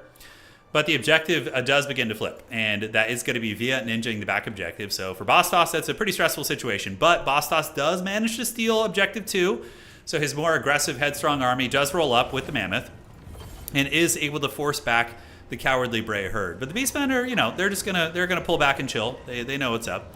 Their shields were able to absorb the javelin fire of the Norscan Vanguard. And yes, that is a Razorgore Chariot in the back, which I don't hate. Like one anti-infantry piece just to kind of clear up loose infantry. And honestly, not terrible against even light cav and things like that. But man, look at this. This is so clean for the Beastmen. He pulls the Norscan army forward, right? And then he envelops them, like a full envelop. Like Centaur is coming from the side. He has his opponent's back objective. Like I think Via is such a Beastmen player. Like the way he plays and maneuvers and presses with them, like he's probably going to try and ping pong the Norscan Mammoth and just take big engagements where the Mammoth is not present. So in the middle, we got Marauders getting hit with Flock of Doom. One Marauder unit gets folded up really, really hard. Those Centaurs and the Razorgore Chariot's doing huge damage, by the way. Laura Boat's coming in trying to do a little bit of damage, but not able to get the job done, while the Razorgore Chariots and the Centaur flanks continue to tickle the pickle, and those throwing axes are no joke also. They can also be used in melee pretty effectively, and they do get the envelop and are causing quite a bit of havoc. Now, on the back point, though, we do see Boss Toss also counterpunching. He is able to get his Marauder Horseman, his Mammoth over here, and the Skinwolf Werekin to actually maybe steal the home objective of the Beastmen. So both players, of course, are being very aggressive on the other's home objective, which is very much the playstyle for these two factions, I do dare say. So Centaur swarming on top of the Marauders, and here we do have Zangors battling it out versus the Marauders.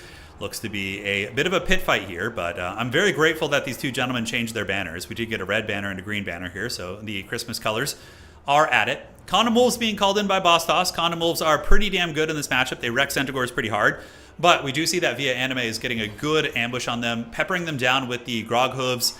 And now, two Centaur units probably will be able to take down an armored Skinwolf, especially if the throwing axes continue to get used. As far as the point in the middle goes, it is under Norscan control, but the Beastmen are starting to flip it. Zangors are dominating the Marauders, which makes sense. They're a far superior unit. The Chariots are doing a lot of damage, and Laura Boatscaster and the Firecaster are struggling to get a little bit of ground here, as we do see the Beastmen start to pull a value lead. Now, on the back point here, Norska, did they take it? Norska did take it, but, this is a little bit tough for Norska, right? Their Mammoth is fighting, off in the wings. It's not in a super important spot where it's buffing a lot of units in this big main fight. And we're seeing the Beastmen just tearing apart a lot of the Norscan troopers here. Granted, there still is some staying power via these Marauders, and we have old Wolfric and the Shaman there as well. Now, the back call-in is going to be Trolls, so we do get Norscan Ice Trolls rolling up. As far as this matchup goes, they're okay. They can definitely bonk the Centaurs on the head, and they have Frostbite, but they have low leadership. So if they get kited by throwing axes and then rear charged, they could be in for a very bad time against the Beastmen. But the Bray Herd does wrestle Objective 2, and looking at Objective 1, it's owned by the Bray Herd as well. And the back objective is also in flux. Norska does have that, but it looks like the Beastmen are starting to get this Objective 2. So a lot of things are going to be very, very tough for the Norskans here in a minute if the Beastmen continue their rampage. So Centaur's moving in, and the Norskans do have their Unga Bunga. They got their spears, and they got their trolls hanging out nearby. So maybe they'll find a way to wrestle this objective back as Norska calls in more Houndos, but the back point just being cackled on by the Beastmen. And it's always like a mind game against Beastmen too, because you see they have your objective, and what they often do is they'll leave a spear there that's invisible and has stock. You go to reclaim your objective, and then you have to grind through a spear. So it kind of screws up your kind of mid-game call-ins and your tactics, and can be very, very disruptive. Now, the Mammoth and the Werekin are moving back to the middle. They've forsaken this back objective, which is a good call. Beastmen are going to get that back. They need to consolidate their forces and get that big leadership and physical resist blob going.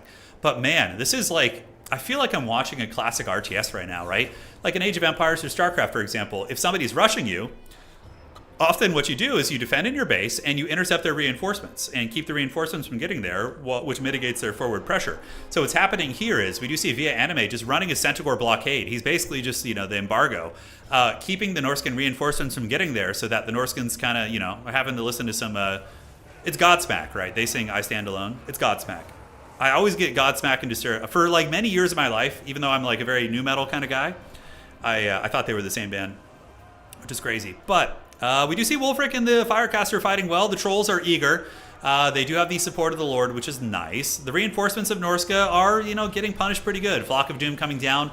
Centaur is trading very, very cost effectively. But the Norscan Ice Wolves are not slouches, and they at the very least can return some damage back to the Beastmen. But yeah, we see them get broken here. Doom and Darkness, look at that. Leadership break right there. So that is going to be negative 16 leadership on these two units. That's going to be breaking their backs. And look at the mobility coming in for the Beastmen, man.